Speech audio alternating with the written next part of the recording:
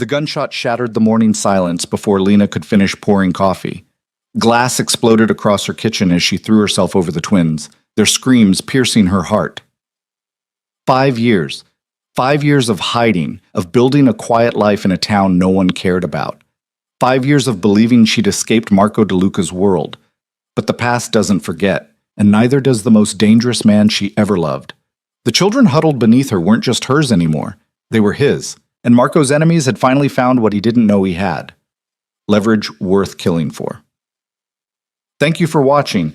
Please hit that like button and comment with your city below. I want to see how far this story reaches across the world. Now, let's begin. The diner smelled like burnt coffee and broken dreams, same as it had for the past 3 years. Lena Harper moved between tables with practiced efficiency, her blonde hair pulled back in a ponytail that had seen better days, her smile automatic and paper-thin. She'd learned to be invisible here in Millbrook, Kansas, a town so small it didn't even warrant a dot on most maps. That invisibility had kept her alive. "More coffee, hun?" she asked the truck driver at table 4, already tilting the pot before he could answer. Her hands were steady, her voice warm. Nothing about her suggested that 5 years ago she'd been someone else entirely. Someone who'd worn designer dresses and diamonds, who'd slept in silk sheets in a penthouse overlooking the city, who'd loved a man so dangerous that even his name made grown men flinch. The driver nodded, barely looking up from his phone. Lena filled his cup and moved on, her eyes automatically scanning the room the way they always did. Old habit, dangerous habit. The kind of habit that marked you as someone who'd lived in a world where awareness meant survival. The bell above the door chimed. Lena's heart didn't skip. It never did anymore. She'd trained herself out of that particular weakness, but she should have paid attention. The man who walked in wore an expensive suit that had no business in a place like this. Charcoal gray, tailored to perfection, with shoes that probably cost more than Lena made in 6 months. He was tall, broad-shouldered, with dark hair touched with gray at the temples, and a face that could have been carved from granite. Lena's hands didn't shake as she grabbed a menu. They didn't. She wouldn't let them. "Sit anywhere you like," she called out, her voice steady. Normal. Just another customer in just another day. The man's eyes swept the diner with the cold efficiency of someone conducting surveillance. When his gaze landed on Lena, something flickered across his features. Recognition, perhaps, or calculation. He chose a booth near the window, settling in with the careful awareness of someone who always kept his back to the wall and his eyes on the exits. Lena approached with her order pad and her waitress smile. "What can I get you?" He looked up at her, and the world tilted. She knew those eyes. Dark brown. Almost black. With a hardness that came from seeing too much death. She'd seen them before, years ago, standing beside Marco at functions she'd tried to forget, meetings she'd pretended not to understand. "Coffee," the man said, his voice a low rumble. "Black." "Coming right up." Lena turned away before he could see the recognition in her own eyes, before he could notice the way her pulse had started hammering in her throat. She poured the coffee with hands that wanted to shake but didn't dare. When she brought it back to his table, he was looking at her again. Really looking. The kind of assessment that stripped away 5 years and a new life like they were nothing but tissue paper. "You look familiar," he said quietly. It wasn't a question. "I get that a lot." Lena set the cup down carefully. "People say I have one of those faces." "No." His hand moved to his inside pocket, and Lena's entire body went rigid. But he only pulled out his phone, his thumb moving across the screen with deliberate purpose. "I don't think that's it." Lena didn't run. Running would confirm what he was clearly beginning to suspect. Instead, she smiled that bland waitress smile and said, "Let me know if you need anything else." She walked away on legs that felt like water. In the kitchen, she leaned against the counter and forced herself to breathe. It was fine. She was being paranoid. Even if he did recognize her, even if he was one of Marco's men, what were the odds he'd actually... Her phone buzzed in her apron pocket. A text from her neighbor, Mrs. Chen, who watched the twins after school. "Strange car parked across from your house. Black sedan. Been there for an hour." The coffee pot slipped from Lena's fingers and shattered against the floor. "Jesus, Lena," her manager, Stan, barked from the grill. "You okay?" She wasn't. She would never be okay again. "I'm sorry. I have to go." Lena was already yanking off her apron, her hands moving on autopilot. Family emergency. You can't just... But Lena was already gone, bursting through the back door into the alley where her ancient Honda sat rusting in the Kansas sun. Her hands shook as she jammed the key into the ignition, her mind racing faster than her heart. The twins. Ethan and Emma. 5 years old, with Marco's dark eyes and her blonde hair, living proof of a life she'd tried to erase. They'd be getting home from kindergarten soon, bouncing through Mrs. Chen's door with their backpacks and their laughter and their beautiful, dangerous ignorance of who their father really was, what he was, what his world would do to them if it ever found out they existed. Lena's car screamed out of the parking lot, gravel spitting under her tires. In her rearview mirror, she saw the man from the diner step out of the building, phone pressed to his ear, watching her leave. Her entire body went cold.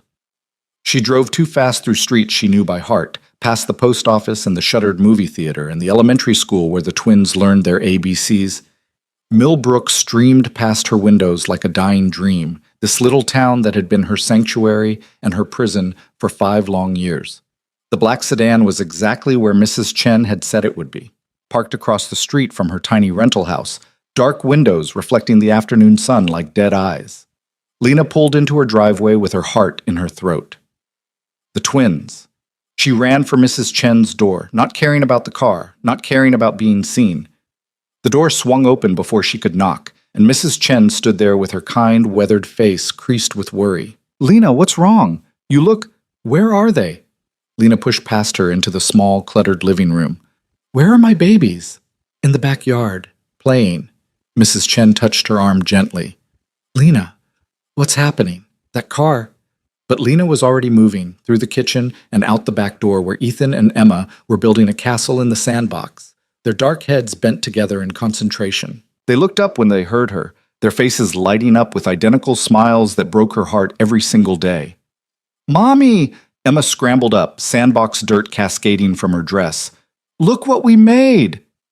"It's a fortress," Ethan added proudly, still crouched by his creation. "With a moat and everything." Lena dropped to her knees and pulled them both into her arms, holding them so tight they squirmed in protest. They smelled like sunshine and graham crackers and innocence, and she wanted to freeze this moment forever, to keep them in this safe, small world where the worst thing that could happen was a scraped knee or a lost toy. "Mom, you're squishing us," Emma giggled. "Sorry, baby." Lena forced herself to let go, to smooth Emma's hair and brush dirt from Ethan's cheek. "Listen, we need to go home now, okay? We're going to pack some bags and take a little trip." "A trip?" Ethan's eyes went wide. "Where?" "Somewhere fun," Lena lied, her smile bright and brittle as glass. "It's a surprise." Mrs. Chen appeared in the doorway, her expression troubled. "Lena, if you're in some kind of trouble, we're fine," Lena said, taking each twin by the hand. "Thank you for watching them. I'll explain later, I promise." She wouldn't. There would be no later, no explanation, no goodbye.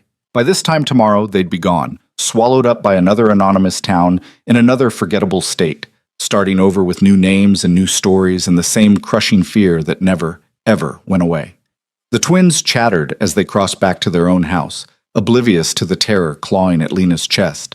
She kept them close, her body between them and the street, between them and the black sedan that still sat there like a patient predator. Inside, she moved with controlled panic. "Ethan, Emma, go to your room and grab your favorite toys. Just a few, okay? We're going on an adventure." "What kind of adventure?" Emma wanted to know. "The best kind. Now scoot." They scattered, their footsteps thundering up the narrow stairs, and Lena went to the kitchen. Her emergency bag was hidden in the false bottom of the pantry. Cash, documents, prepaid phones. She'd kept it packed for 5 years, praying she'd never need it. Her hands were pulling out the bag when the knock came at the front door. Lena froze. 3 sharp raps, authoritative and final as a death sentence. "Mommy!" Ethan called from upstairs. "Someone's at the door!" "Stay in your room!" Lena's voice came out sharper than she intended. She took a breath, forced calm into her tone. "Just keep packing, baby. Mommy will handle it." Another knock, harder this time, insistent. Lena moved to the window and looked out through the edge of the curtain. The man from the diner stood on her porch, his expensive suit incongruous against the peeling paint and sagging steps. He stood with the patience of someone who knew she was watching, who knew she had nowhere to run. Behind him, in the street, the black sedan's door opened. Two more men emerged, both wearing the kind of casual clothes that didn't quite hide the weapons underneath. They'd found her. After 5 years of running, of hiding, of building a life from nothing, Marco DeLuca's world had found her. Lena's hand went to her phone. Who could she call? The police? And tell them what? That her ex-boyfriend's criminal organization had tracked her down? That the father of her children, the father they'd never met, was a man so dangerous that even cops looked the other way when his name came up? No, there was no help coming. There never had been. Another knock, followed by a voice. Mrs. Harper? We just want to talk. They knew her name. They knew where she lived, which meant they knew about the twins. Lena's entire world contracted to a single, terrible point. Protect them. Nothing else mattered. Not her fear, not her past, not even her life. Just Emma and Ethan, upstairs packing stuffed animals, innocent and perfect and hers. She opened the door a crack, keeping her body in the gap. I think you have the wrong house. The man from the diner smiled, but there was no warmth in it. I don't think so, Ms. Volkov. Lena's blood turned to ice. Volkov. Her real name, the one she'd buried along with everything else from her old life. I don't know what you're talking about. Lena Volkov, formerly employed as an art curator at the Metropolitan Museum, formerly residing at the Castellan Towers penthouse, formerly in a relationship with Marco DeLuca. The man's voice was clinical, reciting facts like a coroner reading a report. You disappeared 5 years ago. Mr. DeLuca has been looking for you. I don't know any Marco DeLuca. Really?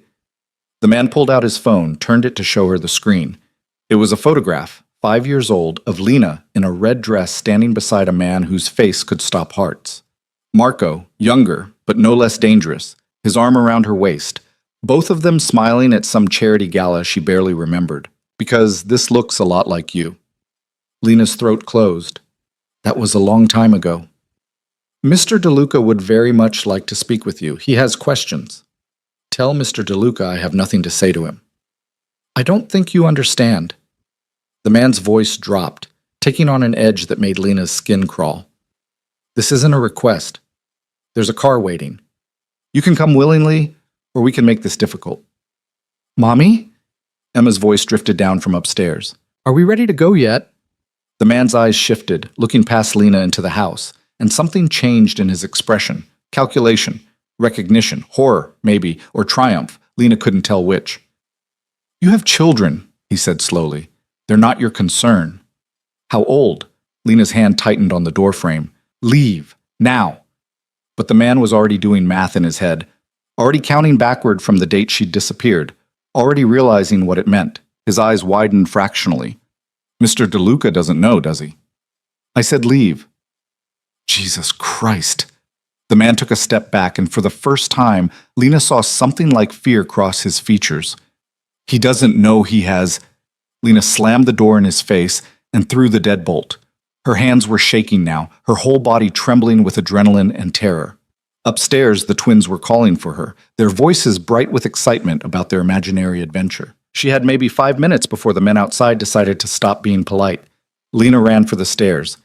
Ethan, Emma, we're leaving right now. She burst into their room to find them surrounded by toys and clothes, their little faces scrunched in concentration as they tried to fit everything into their small backpacks. They looked up at her, startled by her tone. But Mommy, we're not done. That's okay, baby. We'll buy new things. Lena grabbed the bags, threw in a few more items at random. Come on, right now. Are you mad at us? Ethan's lower lip trembled. No, sweetheart, never. Mommy just needs you to be very brave right now, okay? Lena knelt down, looking into their faces. Marco's eyes, her nose, a blend of genetics that told a story she'd tried to rewrite. Can you do that for me? They nodded, sensing her fear even if they didn't understand it. Good. We're going to go out the back door very quietly, and we're going to get in the car. No talking, no questions, just like a game, okay? Like hide and seek, Emma whispered. Exactly like that. Lena took their hands and moved toward the stairs, her mind racing. The back door led to the alley behind the house. If she could get to the car, if she could get them on the road before the men realized... The sound of breaking glass exploded from downstairs. Lena's blood froze. They weren't waiting anymore. She reversed direction, pulling the twins back into their room. Under the bed, now, both of you. Mommy, now. Heavy footsteps sounded on the stairs, multiple sets moving with military precision. Lena shoved the twins under the bed and turned to face the door, her heart hammering so hard she thought it might break through her ribs. She had no weapons, no plan, nothing but her body between her children and whatever was coming through that door. The door swung open. The man from the diner stood there, flanked by his associates, and the look on his face was grim. Ms. Volkov, we need to go. Now. I'm not going anywhere with you. You don't have a choice. He stepped into the room, and Lena saw the gun at his hip, the way his hand hovered near it. Mr. DeLuca's orders. Marco can go to hell. Maybe, but you're still coming with us. His eyes swept the room, landing on the small shapes visible under the bed. Both of you. Don't touch them. Lena's voice came out low and dangerous, a mother bear protecting her cubs. Don't you dare touch my children. Mr. DeLuca's children, the man corrected, and he's going to want to meet them. He gave up that right when you ran? The man's expression hardened. When you disappeared without a word, carrying his children and let him think you were dead? When you robbed him of 5 years with his own kids? The words hit like bullets, each one finding its mark. Because he was right. She had run. She had stolen that time, made that choice, and she'd lived with the guilt of it every single day. But she'd also stayed alive. And so had her babies. He would have gotten them killed, Lena said quietly. His world, his enemies, they would have made the twins targets. I was protecting them. You were protecting yourself. Maybe that was true too. Maybe she'd been just as scared of Marco's love as she'd been of his violence, terrified of the way he consumed everything he touched, turned it dark and dangerous in his. Footsteps sounded from downstairs. Different footsteps, heavier, slower, with an authority that made the men around Lena straighten unconsciously. The man from the diner's phone buzzed. He looked at it, and something changed in his face. He's here. Lena's world stopped. No, she breathed. But it was too late. She heard him on the stairs, heard that familiar tread that had once made her heart race for entirely different reasons, heard the door to her children's bedroom open wider, heard the sharp intake of breath as Marco DeLuca saw her for the first time in 5 years. He looked exactly the same and completely different. Still tall, still devastatingly handsome, with dark hair and darker eyes, and a face that belonged on magazine covers or wanted posters. But there were new lines around his mouth, a hardness in his expression that hadn't been there before. He wore a black suit that probably cost more than her house, and he moved with the coiled power of a predator who'd finally cornered his prey. His eyes locked on Lena, and the world contracted to just the two of them. Lena. Her name on his lips was a prayer and an accusation, relief and rage all twisted together. She couldn't breathe, couldn't move. After 5 years of running from this moment, here it was, and she had no idea what to say. Marco's gaze swept over her, taking in the cheap waitress uniform, the small house, the life she'd built from scraps. 5 years, he said softly.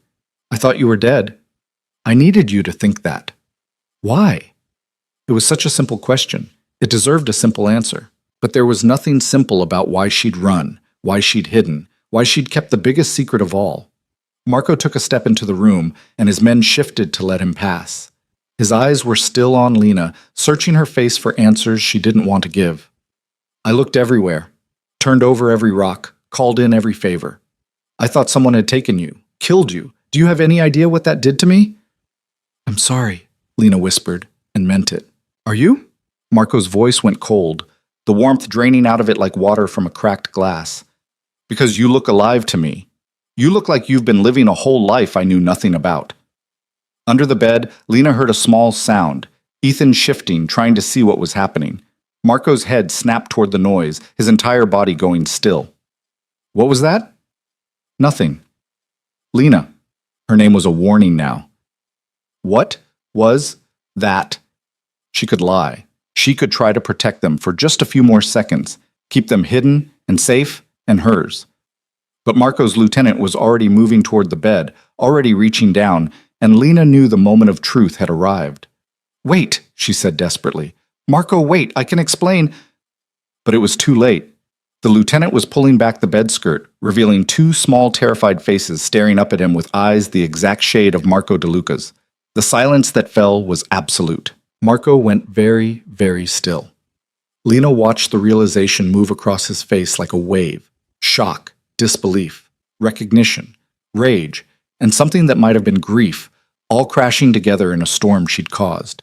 He moved forward slowly, like a man in a dream, and dropped to his knees beside the bed. The twins shrank back, pressing themselves against the wall, but Marco didn't reach for them. He just stared, his face draining of color.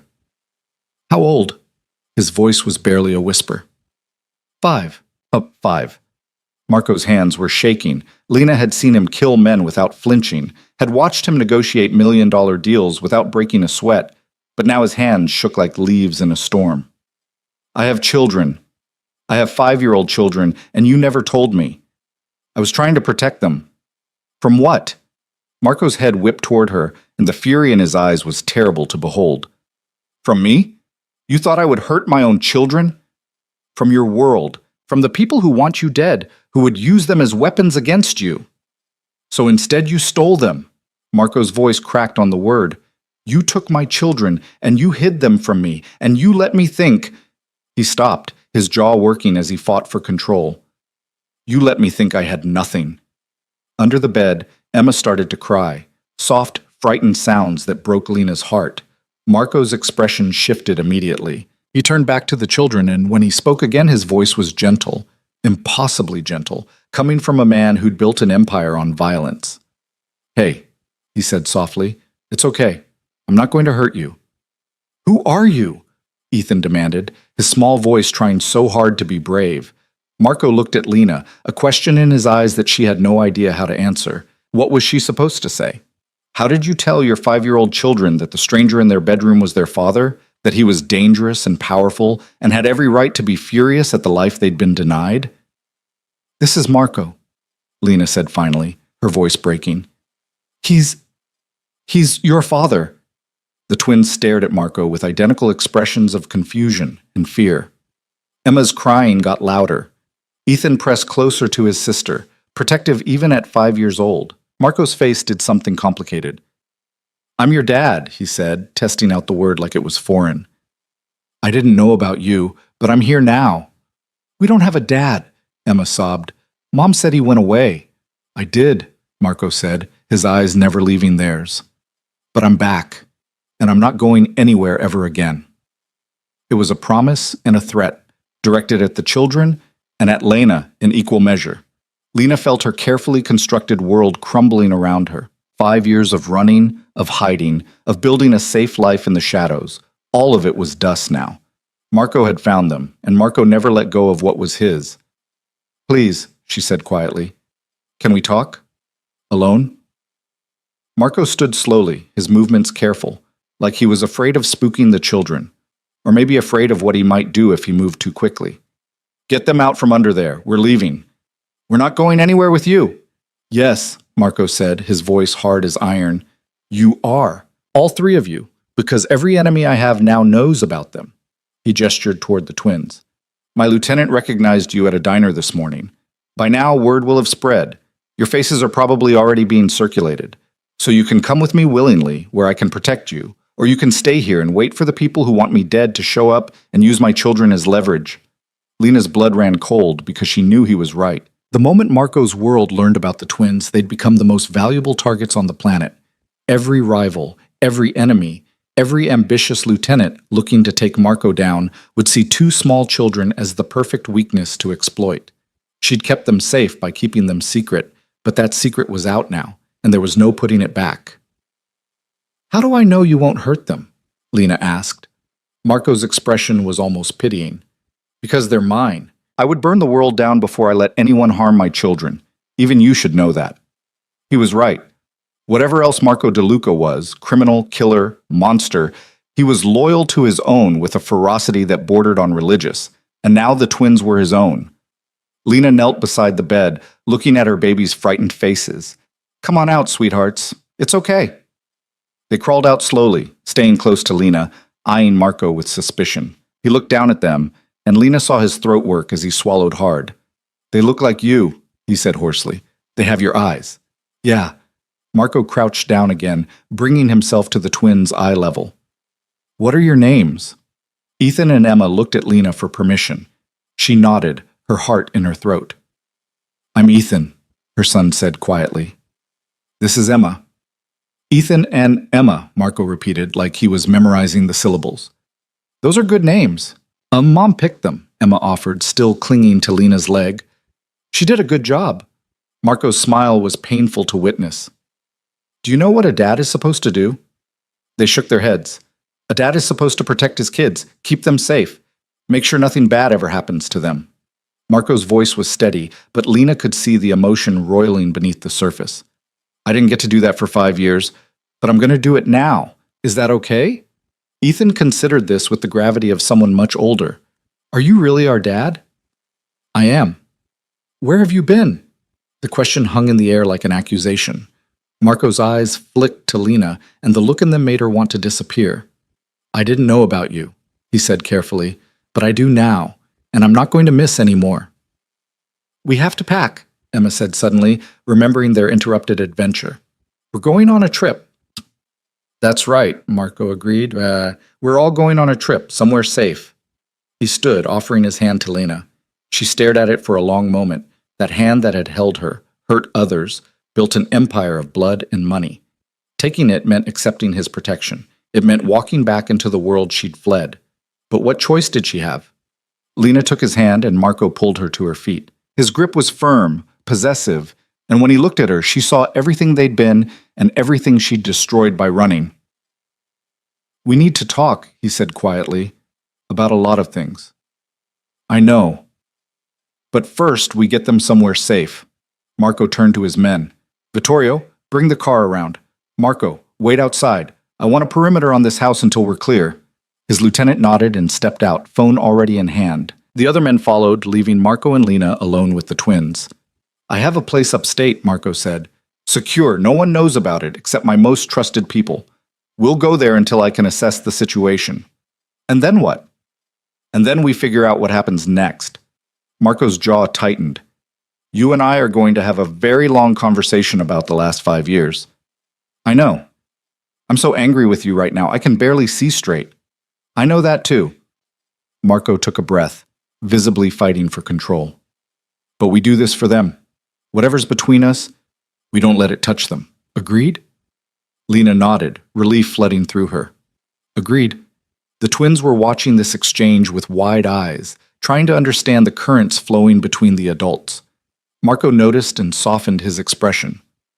"Who wants to ride in a really cool car?" he asked them. That got their attention. "How cool?" Ethan asked cautiously. "The coolest? It has screens in the back and buttons that do all sorts of things." Despite everything, Emma's face lit up. "Can I push the buttons?" "You can push all the buttons you want." Just like that, he'd won them over. Lena watched Marco charm her children with the same effortless charisma he'd used on her 5 years ago, and her heart twisted with a complicated mix of emotions she couldn't begin to name. They gathered the twins' things quickly. Marco moved through the house with professional efficiency, his eyes cataloging every detail of the life Lena had built. She could see him noting the threadbare furniture, the bills on the counter, the photographs of the twins that didn't include him. "You struggled," he said quietly, finding her in the hallway. It wasn't a question. "We managed." "You should have told me. I would have—" "What? Sent money? Shown up with your world and your enemies and your violence?" Lena shook her head. "I made a choice, Marco. Maybe it was the wrong one, but I made it to keep them safe." "Safe," Marco repeated, his voice bitter.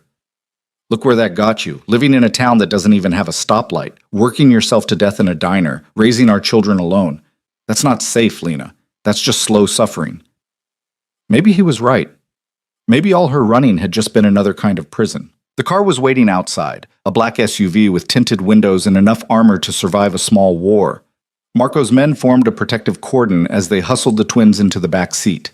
Emma and Ethan climbed in with wide eyes, already reaching for the screens Marco had promised. Lena started to follow, but Marco caught her arm.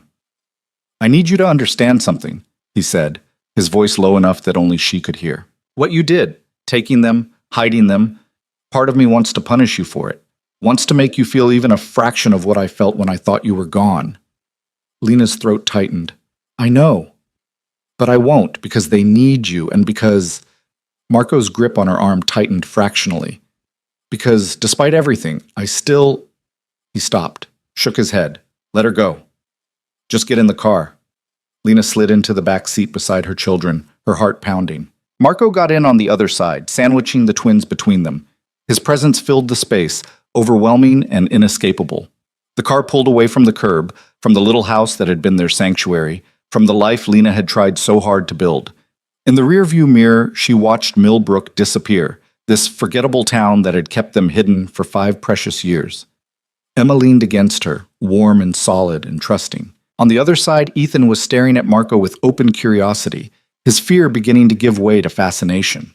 Marco stared back, and Lena saw him cataloging every detail, the shape of Ethan's face, the curl of Emma's hair, every similarity and difference that marked them as his. "Why did you leave?" Ethan asked suddenly. Marco's eyes cut to Lena, a clear warning. How do we answer this? She didn't know. How did you explain adult complications to children who still believed in fairy tales? Sometimes, Lena said carefully, grown-ups make mistakes. I was scared, and I ran away when I should have stayed. Were you scared of Dad? The question hung in the air. Marco waited for her answer, his expression unreadable. No, Lena said, and realized it was true. She'd never been afraid of Marco himself, only of his world, his enemies, the violence that followed him like a shadow.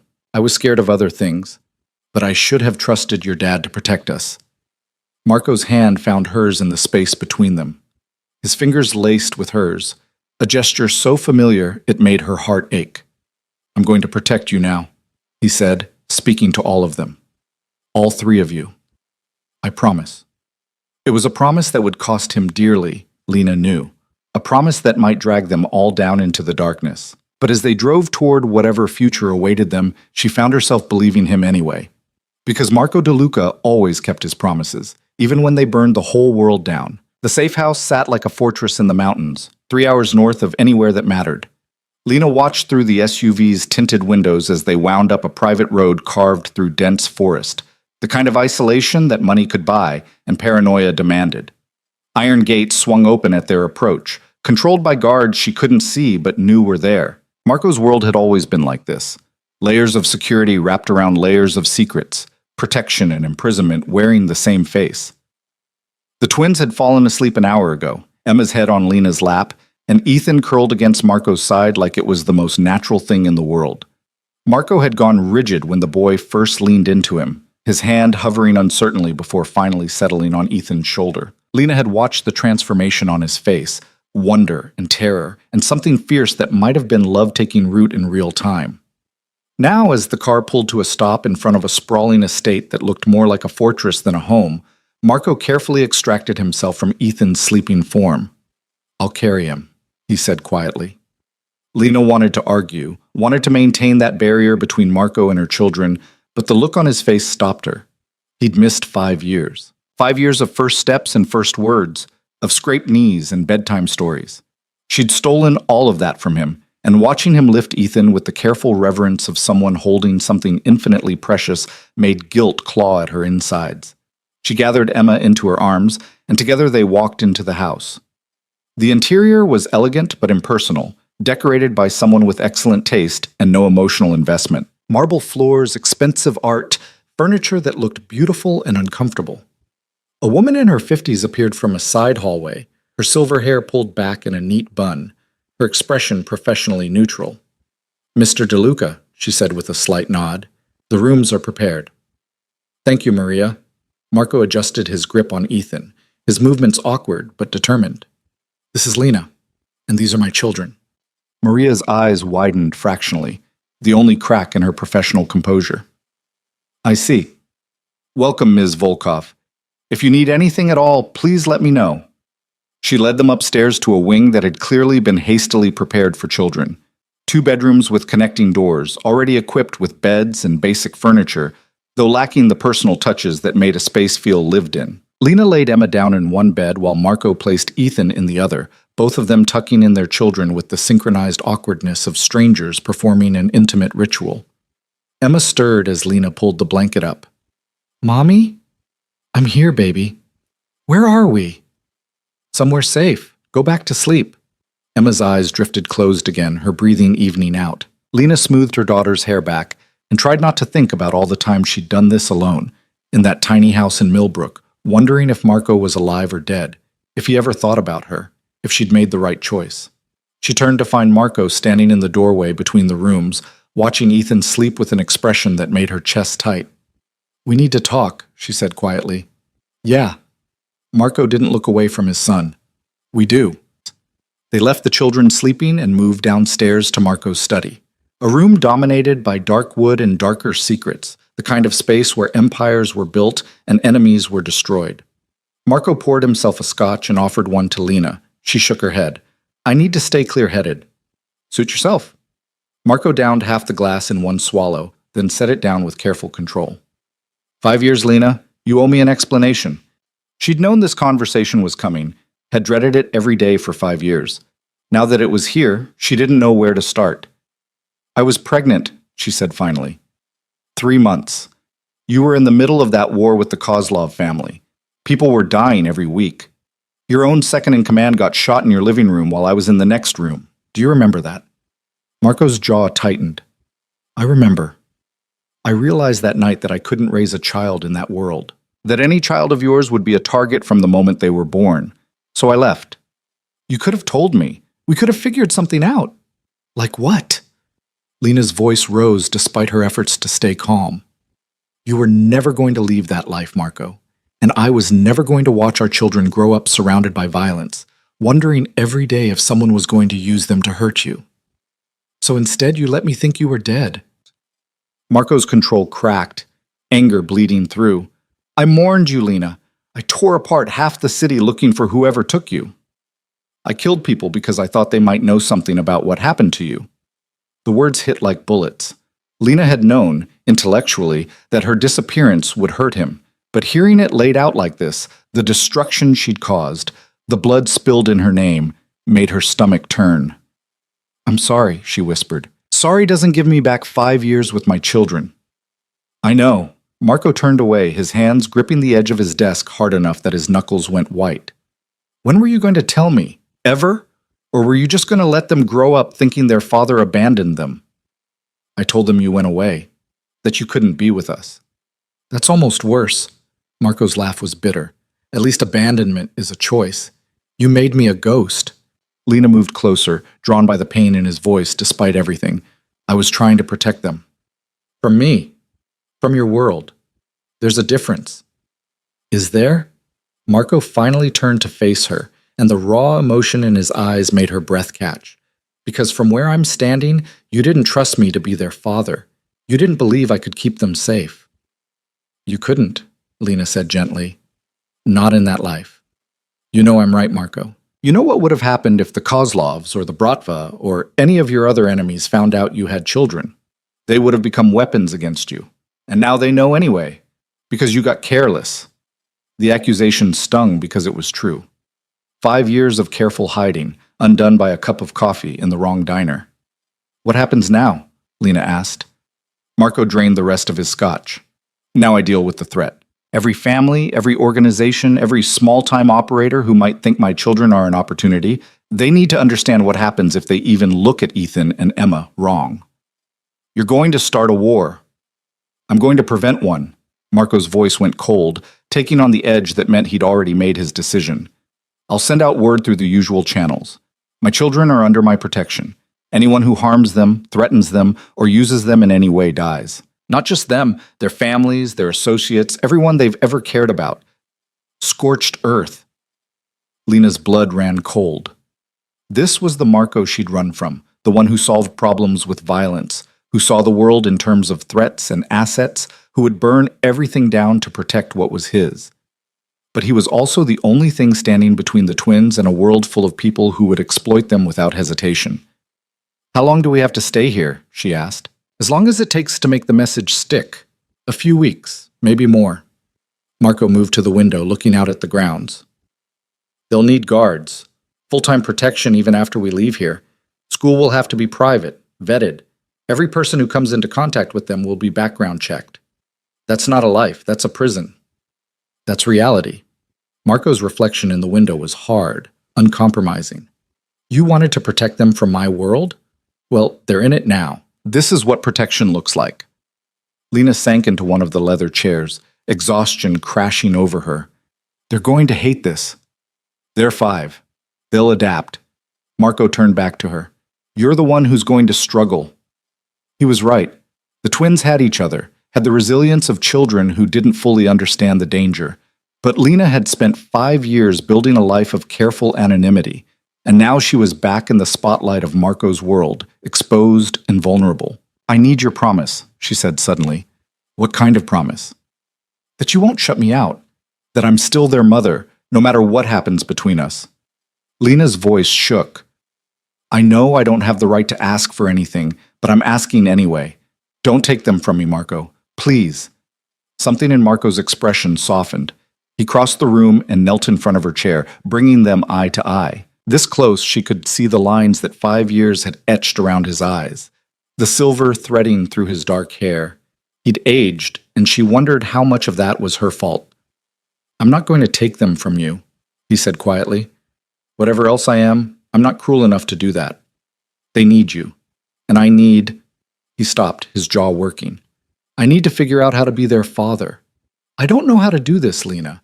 I don't know how to be what they need. The vulnerability in his voice cracked something open inside her.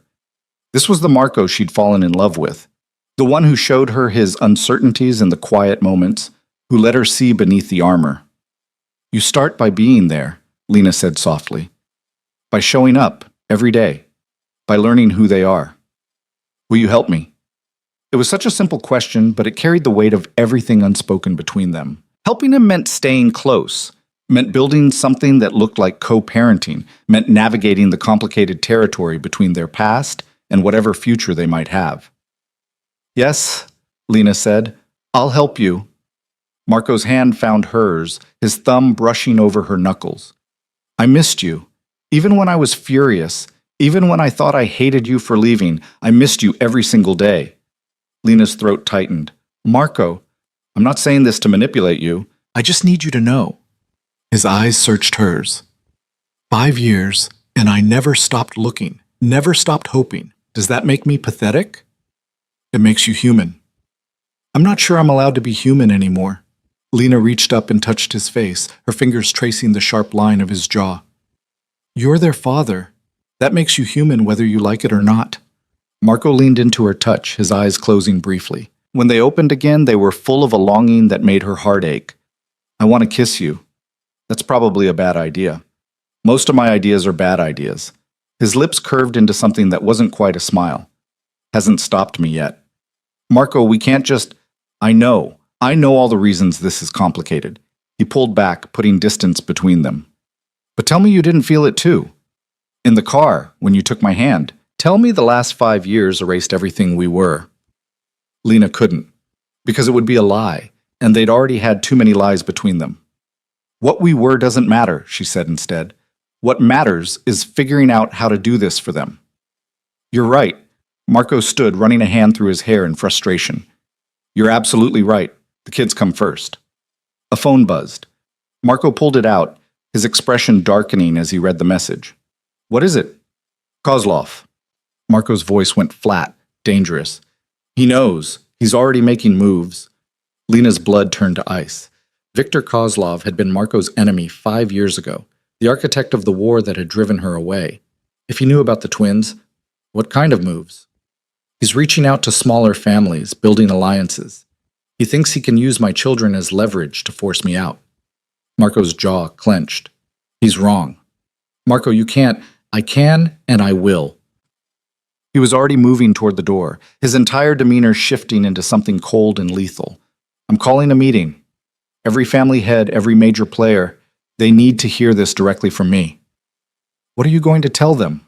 Marco paused at the door, looking back at her. That my children are my line in the sand. Cross it, and I'll show them exactly why people fear my name. He left, and Lena was alone in the study with her racing thoughts and her pounding heart. This was what she'd run from. The casual way Marco spoke about violence, the ease with which he shifted from father to monster and back again. But it was also what would keep the twins safe. She went back upstairs to check on them. Both were still sleeping peacefully, unaware that their existence had already set dangerous wheels in motion. Lena sat in the chair between their rooms and watched them breathe. These perfect little humans she'd created and protected and loved with every fiber of her being. "I'm sorry," she whispered to their sleeping forms. "I'm so sorry I brought you into this." Morning came with pale sunlight filtering through expensive curtains. Lena woke to find Emma standing beside her chair, rubbing sleep from her eyes.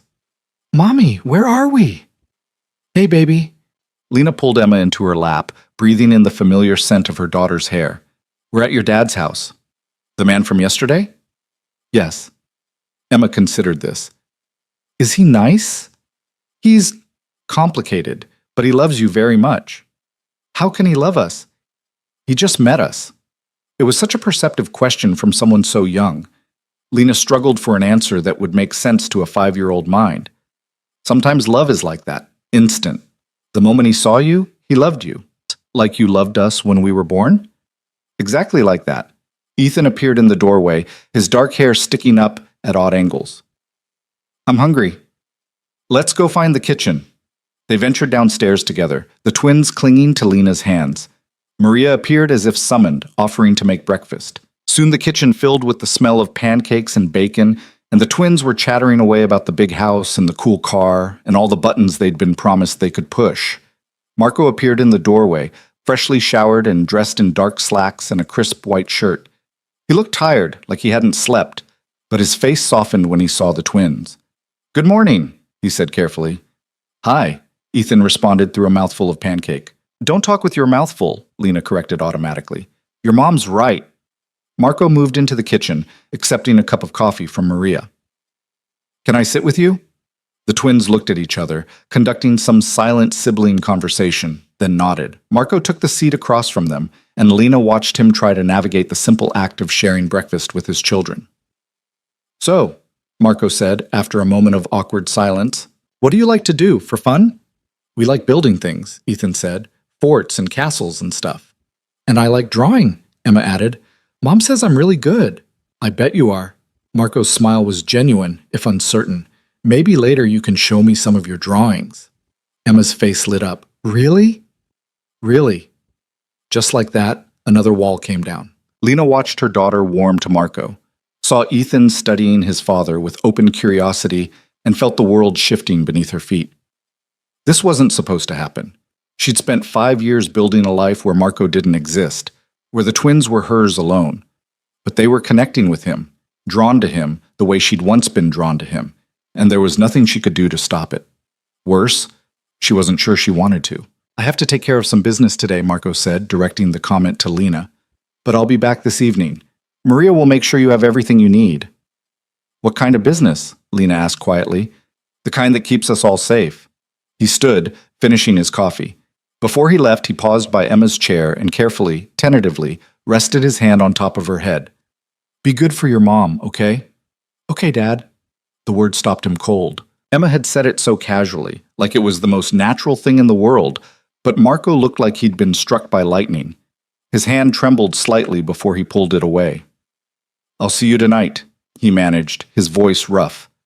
Lena followed him to the door. "Marco, did you hear that?" He turned to her and his eyes were bright with unshed tears. "She called me Dad." "I know. I didn't think—" He stopped, gathering himself. "I have to go. We'll talk later." He left in a convoy of black SUVs, surrounded by armed guards, and Lena watched from the window as her children's father went off to wage war in their name. The day passed in strange domesticity. Maria proved to be a gentle presence, showing the twins around the estate, producing art supplies and toys that appeared from nowhere. The house had a library, a game room, and grounds that stretched for acres.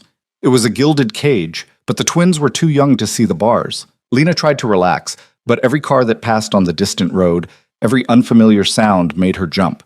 She was surrounded by security, but it didn't feel safe. It felt like waiting for the hammer to fall. Evening came, and Marco returned looking grim but satisfied. He gathered them in the living room, Lena on one couch with Emma, Marco on another with Ethan naturally gravitating toward him. "I've taken care of some things," Marco said. "Sent messages to people who needed to hear them. You're safe here." For how long? Lena asked. As long as necessary. Marco's attention shifted to the twins. How was your day? Did Maria take good care of you? They launched into enthusiastic descriptions of everything they'd done, talking over each other in their excitement. Marco listened with an attention that was almost painful to witness, like he was trying to absorb every word, make up for 5 years of silence all at once. When they finally wound down, Marco said, I have something for you. Wait here. He disappeared and returned carrying 2 boxes. I didn't know what you'd like, so I got a few options. Inside were toys, high-end, expensive, the kind of things Lena could never afford. Building sets for Ethan, art supplies for Emma, and enough other items to fill a small store. This is too much, Lena protested. It's not enough. Marco's voice was firm. I have 5 years of birthdays and Christmases to make up for. This is just a start. The twins dove into the boxes with delighted shrieks, and Lena watched her carefully budgeted life collide with Marco's world of excess. She wanted to be angry about it, about him buying their affection, but the joy on their faces made it impossible. That night, after the twins were in bed, Lena found Marco on the terrace, staring out at the dark woods. You're spoiling them, she said. I know. It's going to make things harder when we have to go back to normal. Marco turned to her, his expression unreadable in the dim light. What if we don't? Don't what? Go back to normal. What if this becomes normal? What if you stay? Lena's heart stuttered. Marco, I'm not asking you to be with me. I'm not stupid enough to think we can just pick up where we left off. He moved closer. But we have children together. They need both of us. And maybe we could make this work. A family. Even if it's not the traditional kind. You're talking about shared custody. I'm talking about building something new, something better than what we had before. Marco's hand found hers in the darkness. I'm talking about being parents together, even if we're not together. It was a reasonable proposal. Mature, even. Everything Lena should want. So why did it feel like settling for less? I need time to think, she said. Take all the time you need. We're not going anywhere for a while. But even as he said it, Lena's phone buzzed in her pocket. A text from a number she didn't recognize. Congratulations on the twins. Marco must be so proud. It would be a shame if something happened to them. VK, Lena's blood turned to ice. She showed Marco the message, watching his face go dark with rage. Kozlov, he said quietly. He's making his move. What do we do? Marco's hand tightened on hers. We end this, once and for all. And Lena knew that the fragile peace they'd been building was about to shatter. The threat changed everything. Marco's entire security apparatus mobilized within an hour of Kozlov's text, transforming the estate from a sanctuary into a war room. Men appeared from nowhere, hard-faced soldiers who spoke in clipped sentences and carried weapons with casual familiarity. Lena watched from the window as they established perimeters, checked sight lines, installed additional cameras. Her children slept upstairs, innocent and unaware that they'd become the focal point of something deadly. Marco was on his phone, his voice low and furious as he coordinated responses. Lena caught fragments, names she didn't recognize, locations that meant nothing to her, orders delivered with absolute authority. This was the Marco she'd tried to forget, the one who commanded an empire built on violence and fear. But now he was using that power to protect their children, and she couldn't decide if that made him a monster or a hero. I want eyes on every Kozlov property, Marco said into the phone, pacing the study like a caged predator. I want to know where Victor is, who he's talking to, what he had for breakfast. And I want a message sent to every family that even thinks about working with him. Anyone who touches my children dies slowly. He hung up and found Lena standing in the doorway. The rage on his face softened fractionally when he saw her. You should be sleeping, he said, like I could sleep after that text. Lena moved into the room, wrapping her arms around herself. He knows where we are, doesn't he? Probably. Victor's had years to build his intelligence network. Marco poured himself a drink, his third since the message arrived. But knowing where we are and getting to us are two different things. This estate is a fortress. He'd need an army to breach it. Does he have an army? He's building one. Marco's jaw tightened. He's been quiet the last few years, letting me think the war was over, but he was just waiting for me to show weakness. The twins, Marco agreed bitterly. They're the perfect leverage. He kills them, he destroys me, he kidnaps them, he controls me. Either way, he wins. Lena felt sick. This is what I was trying to avoid. This is exactly why I ran. I know. Marco set down his glass with careful control. And you were right. I was too deep in that life to see it clearly. But running isn't an option anymore. Now we fight. We? I'm not a fighter, Marco. I'm a waitress who can barely afford rent. You're the mother of my children. That makes you one of the most important pieces on the board. Marco crossed to her, his hands gentle on her shoulders. I need you to trust me, Lena. Can you do that? She wanted to say no. Wanted to grab the twins and run again, find another small town, another anonymous life. But Kozlov knew about them now. The secret was out. Running would just make them easier targets. What's your plan? She asked. I'm going to take the fight to Victor before he brings it here. Marco's eyes were hard, determined. I've called a meeting with the other family heads for tomorrow night. I'm going to make them choose sides, me or Kozlov. The ones who choose wrong won't live to regret it. That's going to start a war. We're already in a war. I'm just making it official. Marco's thumb traced her cheekbone, a gesture so familiar it made her heart ache. I need you to stay here with the twins. Keep them calm, keep them safe. Can you do that? What if something happens to you? It won't.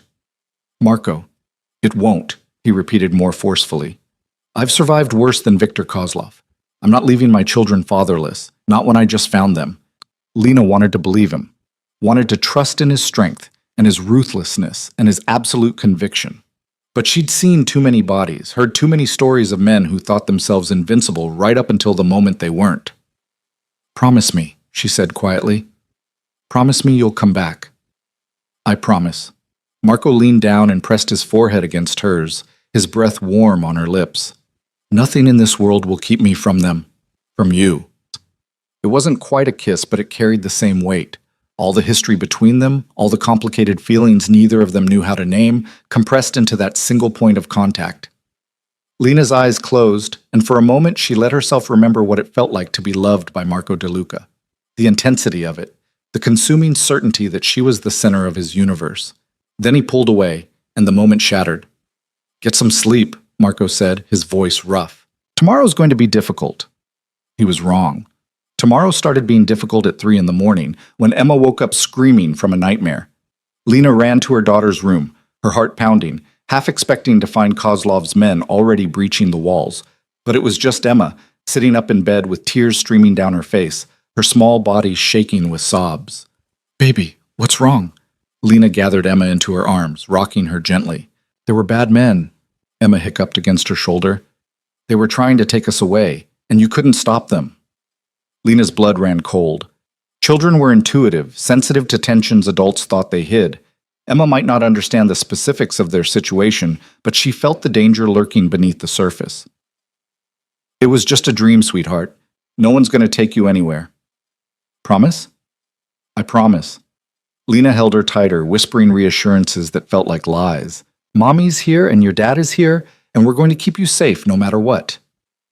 Emma's crying gradually subsided, replaced by shaky breaths and small hiccups. Lena was settling her back under the covers when Marco appeared in the doorway, his hair disheveled and his shirt half unbuttoned, like he'd dressed in a hurry. I heard her scream, he said quietly. Is she okay? Nightmare. Lena smoothed Emma's hair back. She's fine now. Marco moved into the room, his movements tentative, like he wasn't sure he had the right to be there. Emma looked up at him with red-rimmed eyes. Dad, will you stay until I fall asleep? The words still hit him like a physical blow. Lena watched Marco struggle to compose himself, saw the fierce love and desperate fear warring across his features. Of course, he said, his voice unsteady. I'll stay as long as you want. He sat on the edge of Emma's bed, and she reached for his hand with the unconscious trust of a child who'd already decided he was safe. Marco held her small hand in his much larger one, and Lena saw him blink rapidly against tears he'd never let fall. Tell me a story? Emma asked, already drowsy again. Marco looked helplessly at Lena. She could see the panic in his eyes. He didn't know any children's stories, hadn't read bedtime tales or learned the rituals of parenthood. Make one up, Lena suggested gently. Tell her about something you loved when you were little. Marco was silent for a long moment, thinking. When he spoke, his voice was soft, almost dreamlike. When I was your age, my grandfather had a restaurant by the water. It wasn't fancy, just a small place with checkered tablecloths and the best pasta you've ever tasted.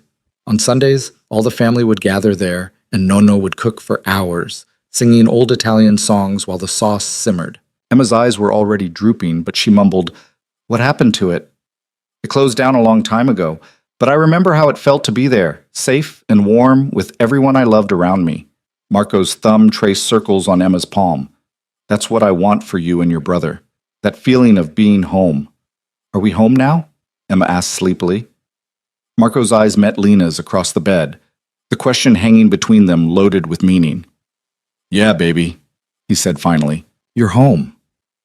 Emma drifted off within minutes, her breathing evening out into the deep rhythm of sleep. But Marco didn't move, didn't let go of her hand. Lena watched him sit there in the dim light, this dangerous man brought to his knees by a 5-year-old's trust. "You're good at this," she said softly. "I'm terrified," Marco admitted. "Every second, I'm terrified I'm going to do something wrong, say something that hurts them. I don't know how to be what they need. None of us do. We just figure it out as we go." "You make it look easy." "It's not." Lena moved around the bed to stand beside him. "I've been doing this alone for 5 years, and I still second-guess every decision. Still wake up at night wondering if I'm screwing them up somehow." Marco finally looked at her. "You're an amazing mother, Lena. They're lucky to have you." "They deserve to have you too."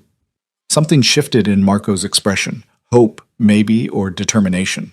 "I'm going to make sure they get the chance.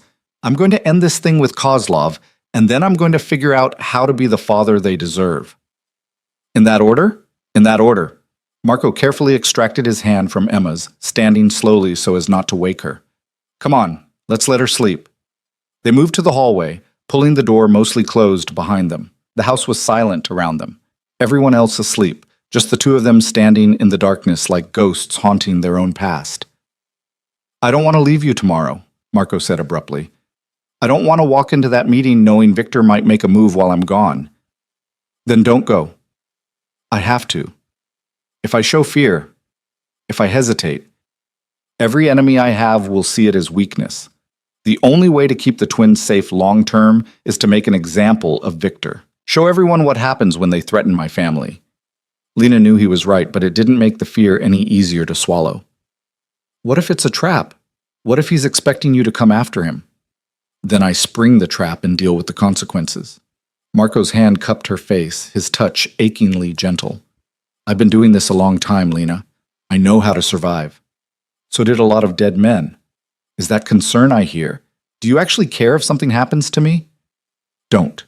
Lena pulled away from his touch. "Don't make this about us. This is about the twins." "Is it?" Marco challenged. "Because from where I'm standing, this feels like it's about a lot more than just the twins." "We can't do this right now." "Then when? When are we going to talk about the fact that you still feel something for me? That I still feel something for you? It doesn't matter what we feel." Lena's voice rose slightly, then dropped as she remembered the sleeping children. "We had our chance and it ended. We can't go back." "I'm not trying to go back. I'm trying to go forward." Marco moved closer, backing her against the hallway wall. "I know I don't deserve another chance. I know I've done terrible things, that my world is dark and violent and everything you ran from. But I also know that those kids in there deserve to have both their parents. And maybe we deserve a chance to figure out what that looks like." Lena's heart was racing, her body responding to his proximity in ways her mind said were dangerous. "Marco, tell me you don't feel it. Tell me the last 5 years erased everything, and I'll back off. I'll give you all the space you need." She couldn't, because it would be a lie, and they'd had enough lies between them to last a lifetime. "I feel it," she admitted quietly. "But feeling something and acting on it are different things. We can't just pick up where we left off like nothing happened. I'm not asking for that. I'm asking for a chance to build something new, something better. While you're at war with Viktor Kozlov, while our children are targets, that's your idea of timing?" Marco's laugh was bitter. "My timing has always been shit. But yeah, right now, in the middle of this mess, that's what I'm asking. Because I don't know if we'll get another chance, and I'm tired of living with regrets." He was right. Lena had spent 5 years regretting her choices, wondering what might have been if she'd stayed, if she'd fought for them instead of running. Now here he was, offering her exactly what she'd dreamed about in her darkest moments. A second chance, a new beginning. But at what cost? Ask me again when this is over, she said finally. When Victor is dealt with and the twins are safe. When we're not running on adrenaline and fear. Ask me then, and I'll give you an answer. Marco studied her face in the dim light, searching for something she wasn't sure she could give him. Then he nodded slowly. Okay. When this is over. He stepped back, giving her space to breathe. Try to get some sleep. Tomorrow's going to be hard enough without you being exhausted. He left her standing in the hallway, her heart still racing, her mind spinning with possibilities and fears in equal measure. Morning came too soon. Lena woke to find both twins in bed with her, having apparently migrated during the night. They were tangled together like puppies, Emma's arm thrown across Ethan's chest, both of them breathing in peaceful synchronization. She lay there watching them, memorizing every detail, the curve of Emma's cheek, the impossible length of Ethan's eyelashes, the way they fit together like two halves of a whole. When they finally stirred, Lena herded them downstairs for breakfast. Marco was already in the kitchen, dressed in a dark suit that made him look both elegant and dangerous. He'd clearly been up for hours. There were papers spread across the table, his laptop open to what looked like surveillance feeds. Morning, he said, clearing the table quickly as the twins bounded in. How did everyone sleep? We slept with Mommy, Ethan announced. I had a dream about dinosaurs. Good dinosaurs or scary dinosaurs? Good ones. They were my friends. Marco smiled, genuine warmth breaking through his preoccupied expression. That's a much better dream than scary ones. They ate breakfast together, Marco fielding questions from the twins about everything from why the sky was blue to whether dragons were real. He answered with surprising patience, and Lena realized he was memorizing this too, storing away these ordinary moments like treasures against whatever darkness the day might bring. After breakfast, Marco pulled Lena aside while Maria distracted the twins with a nature documentary. The meeting's at 8 tonight, he said quietly. I should be back by midnight at the latest. Should be? Will be, Marco corrected. I'm leaving Vittorio here as head of security. He's been with me for 15 years. I trust him with my life. More importantly, I trust him with yours. What do I tell the twins when they ask where you are? Tell them I have work. Tell them I'll see them tomorrow. Marco's hand found hers squeezing gently. Keep them inside. Keep them calm. If anything feels wrong, anything at all, you get them to the panic room. Vittorio knows where it is. There's a panic room. There are 3. This house was designed for exactly this kind of situation. Marco's expression was grim. I'm hoping you won't need them, but I don't take chances with your safety. Lena nodded, her throat tight with fear she didn't want to voice. Be careful. Always. Marco hesitated, then leaned in and pressed a kiss to her forehead. I'll come back to you, I promise. He said goodbye to the twins with a casualness that belied the tension in his shoulders.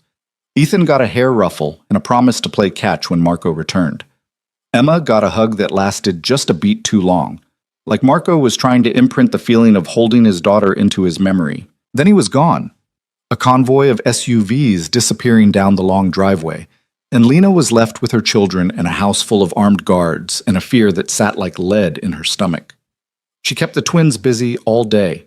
They played games, drew pictures, built elaborate structures with blocks that Maria produced from somewhere.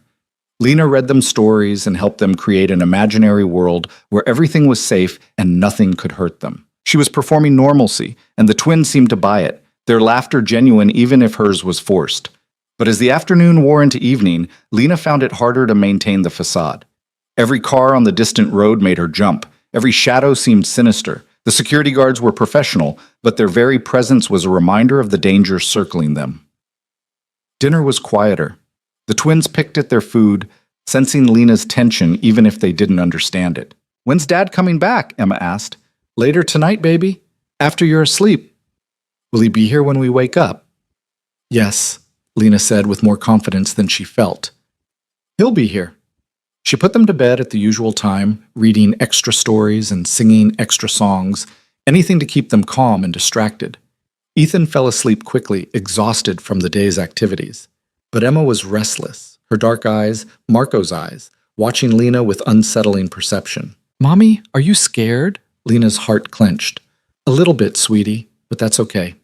Sometimes grown-ups get scared too. Wh- What are you scared of? How did she answer that? How did she explain to a 5-year-old that she was terrified of losing the man she'd spent 5 years running from? That she was scared of the violence that defined his world, scared of the enemies who saw their children as weapons, scared of the future that was rushing toward them whether they were ready or not. I'm scared of things changing, Lena said finally. But change isn't always bad. Sometimes it's just scary because it's new. Emma considered this with the gravity of childhood wisdom. Is Dad part of the change? Yes, a big part. I like him, Emma said simply. He makes you smile different. Different how? Like you're happy and sad at the same time. Out of the mouths of babes, Emma had summarized in one sentence what Lena had been struggling to articulate for days. That's very perceptive, baby. Now close your eyes and sleep. Everything will be better in the morning. It was a lie, but a comforting one. Emma's eyes drifted closed, and Lena sat with her until she was sure both twins were deeply asleep. Downstairs, she found Vittorio doing a security sweep. He was a bear of a man, 6.5 feet of muscle and tactical awareness, but his eyes were kind when he looked at her. Everything quiet? Lena asked. So far.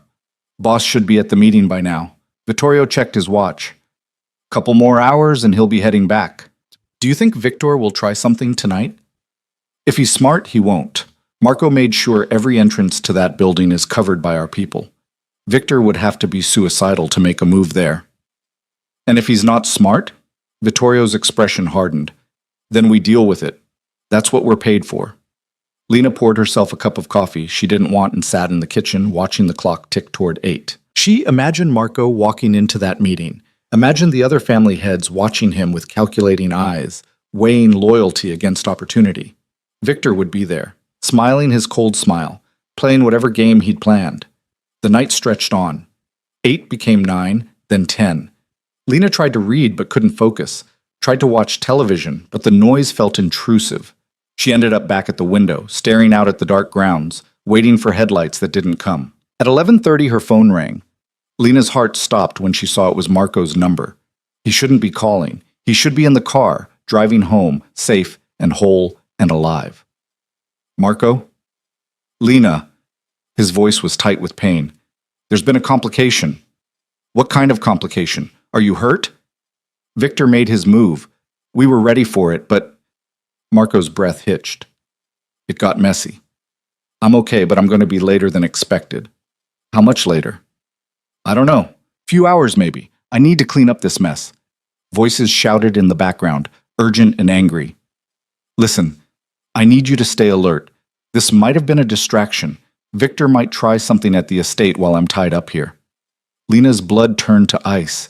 You think he's coming here? I think it's possible. I'm sending additional security your way, but they won't arrive for at least an hour. Marco's voice was strained. Get the twins to the panic room. Do it now. Marco. Now, Lena. The fear in his voice was what convinced her. Marco DeLuca didn't scare easily. Vittorio knows the protocol. Let him handle this. Just keep our children safe. The line went dead. Lena ran for the stairs, her heart pounding so hard she could barely breathe. She burst into the twins' room to find them still sleeping peacefully, unaware that their world was about to explode again. Babies, wake up. Lena shook them gently. We need to go on another adventure. Emma blinked awake, confused. Mommy, it's nighttime. I know, sweetheart, but we need to move right now. Ethan sat up, rubbing his eyes. Where's Dad? He'll meet us later. Come on, both of you. Quickly now. She hurried them out of bed, not bothering with shoes or proper clothes. Vittorio appeared in the hallway, his expression grim. Boss called you too? He said panic room. This way. Vittorio led them through the house at a near run, the twins struggling to keep up. They went down a hallway Lena had never noticed, through a door disguised as a bookshelf, down a set of stairs that descended into reinforced concrete. The panic room was surprisingly large, more of a panic apartment, really. It had beds, a bathroom, food and water supplies, and monitors showing feeds from every security camera on the property. Stay here, Vittorio ordered. Don't open this door for anyone but me or the boss. Understand? What's happening? Lena demanded. Hopefully nothing. But if Kozlov's people are coming, they'll have to go through me first. He left, the heavy steel door swinging shut with a finality that made Lena's stomach drop. The electronic lock engaged with a series of clicks and beeps, and then they were sealed in, safe but trapped. The twins huddled against Lena on one of the beds, their earlier sleepiness replaced by fear. On the monitors, Lena watched Vittorio and his team take up defensive positions throughout the house. They moved with military precision, checking weapons, securing entry points, preparing for war. "Mommy, I'm scared," Emma whimpered. "Me too, baby, but we're safe down here. Nobody can hurt us." "Where's Dad?" "He's on his way. He'll be here soon." "Please let that be true," Lena prayed to whatever deity might be listening. "Please let him come home." On the monitors, she saw the first signs of trouble. Headlights approaching on the access road, moving too fast. Too many vehicles for a casual visit. Vittorio's voice came through an intercom, calm but urgent. "We have incoming. 6 vehicles, heavy armament. This is not a drill." Lena pulled the twins closer, her heart racing. Through the cameras, she watched as the vehicles surrounded the estate, men pouring out with weapons drawn. They weren't even trying to be subtle. This was an all-out assault. Gunfire erupted. The monitors showed muzzle flashes in the darkness. Marco's security team engaging the attackers. Lena covered the twins' ears, but they could still hear the distant thunder of automatic weapons, the sharp crack of rifles, the boom of something that might have been an explosion. "What's happening?" Ethan shouted over the noise. "The good guys are protecting us from the bad guys," Lena managed.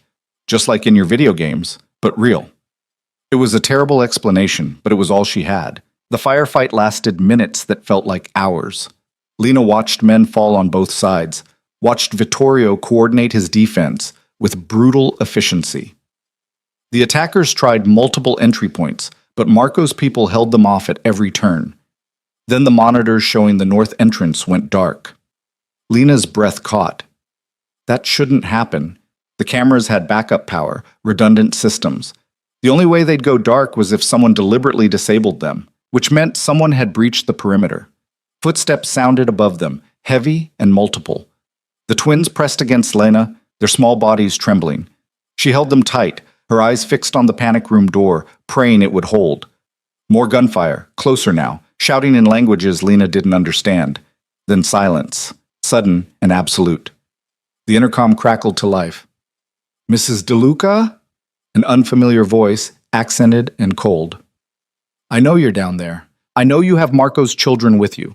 Be smart, open the door, and I promise no harm will come to them." Lena's blood turned to ice. Victor Kozlov. It had to be. "Mom?" Emma whispered. "Who is that?" "Nobody important, baby. We're not opening that door." "Mrs. DeLuca," the voice continued. "I have 8 of Marco's men as my prisoners. Open the door in the next 60 seconds, or I start executing them. 1 every 10 seconds until you comply." Lena's hands shook. She didn't know these men, didn't owe them anything, but they were dying to protect her children, and the weight of that was crushing. "Don't do it," Vittorio's voice came through the intercom, weak but determined. "Don't you dare open that door." 45 seconds, Victor said pleasantly. Lena looked at the monitors still functioning. She could see Vittorio on his knees, blood streaming from a head wound, surrounded by armed men. Could see other members of Marco's security team in similar positions. Young men, some barely older than boys, about to die for children they'd never met. 30 seconds. "Mommy?" Emma's voice was small, terrified. "Are people going to get hurt because of us?" "Yes," Lena wanted to say. "People are going to die because you exist, because your father is who he is, because his world is violence and blood and sacrifice." But she couldn't say that to a 5-year-old. 15 seconds, Mrs. DeLuca. I'm a patient man, but my patience has limits. Lena's hand moved toward the door controls. She couldn't let people die for her. She couldn't... Gunfire erupted again, sudden and overwhelming. The monitors showed a new group of vehicles screaming onto the property, men pouring out with military precision, Marco's reinforcements arriving exactly when needed. The attack collapsed within minutes. Victor's men scattered, running for their vehicles, leaving their dead and wounded behind. On the monitor, Lena saw Vittorio freed by one of the new arrivals, saw him pointing urgently toward the house. Then she saw Marco himself, striding through the chaos like an avenging angel, his suit torn and bloodied, his face a mask of cold fury. He was barking orders, coordinating the cleanup, and even through the grainy security footage, Lena could see the barely controlled rage radiating from him. He came for the panic room at a run. Lena heard his voice through the door, tight with fear and desperation. "Lena, open up! It's me!" She scrambled for the controls, her hands shaking so badly she could barely work them. The locks disengaged, and Marco burst through the door like a man possessed. His eyes found the twins first, cataloging them for injuries, confirming they were whole. Then he looked at Lena, and the naked relief on his face stole her breath. "You're okay," he said, more prayer than statement. "You're all okay." "We're fine." Lena stood on shaky legs. "Marco, what?" He crossed the room in 3 strides and pulled her into his arms, holding her so tight she could barely breathe. The twins pressed between them, and they stood there in the panic room surrounded by the evidence of violence, holding on to each other like they were the only solid things in a world gone mad. "I thought I'd lost you," Marco said into her hair. "I thought Victor had gotten to you and We're okay," Lena repeated. "Vittorio kept us safe." "Vittorio's in bad shape, but he'll live." Marco pulled back, his hands framing Lena's face. "Victor got away. He's going to keep coming until I end this." "Then end it." The words surprised them both, but Lena meant them. She was done running, done hiding, done living in fear. If Marco's world was their world now, then she'd face it head on. "I will," Marco promised. "Tonight was the last time Victor threatens my family. I'm going to make sure of it." Emma tugged on his torn jacket. "Dad? Are the bad guys gone?" Marco knelt down, bringing himself to her level. "For now, baby, but Daddy's going to make sure they never come back, okay? You promise?"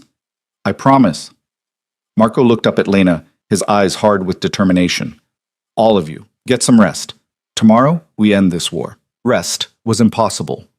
The twins finally fell asleep sometime after 3 a.m, exhausted by fear and adrenaline, their small bodies curled together in one of the panic room beds.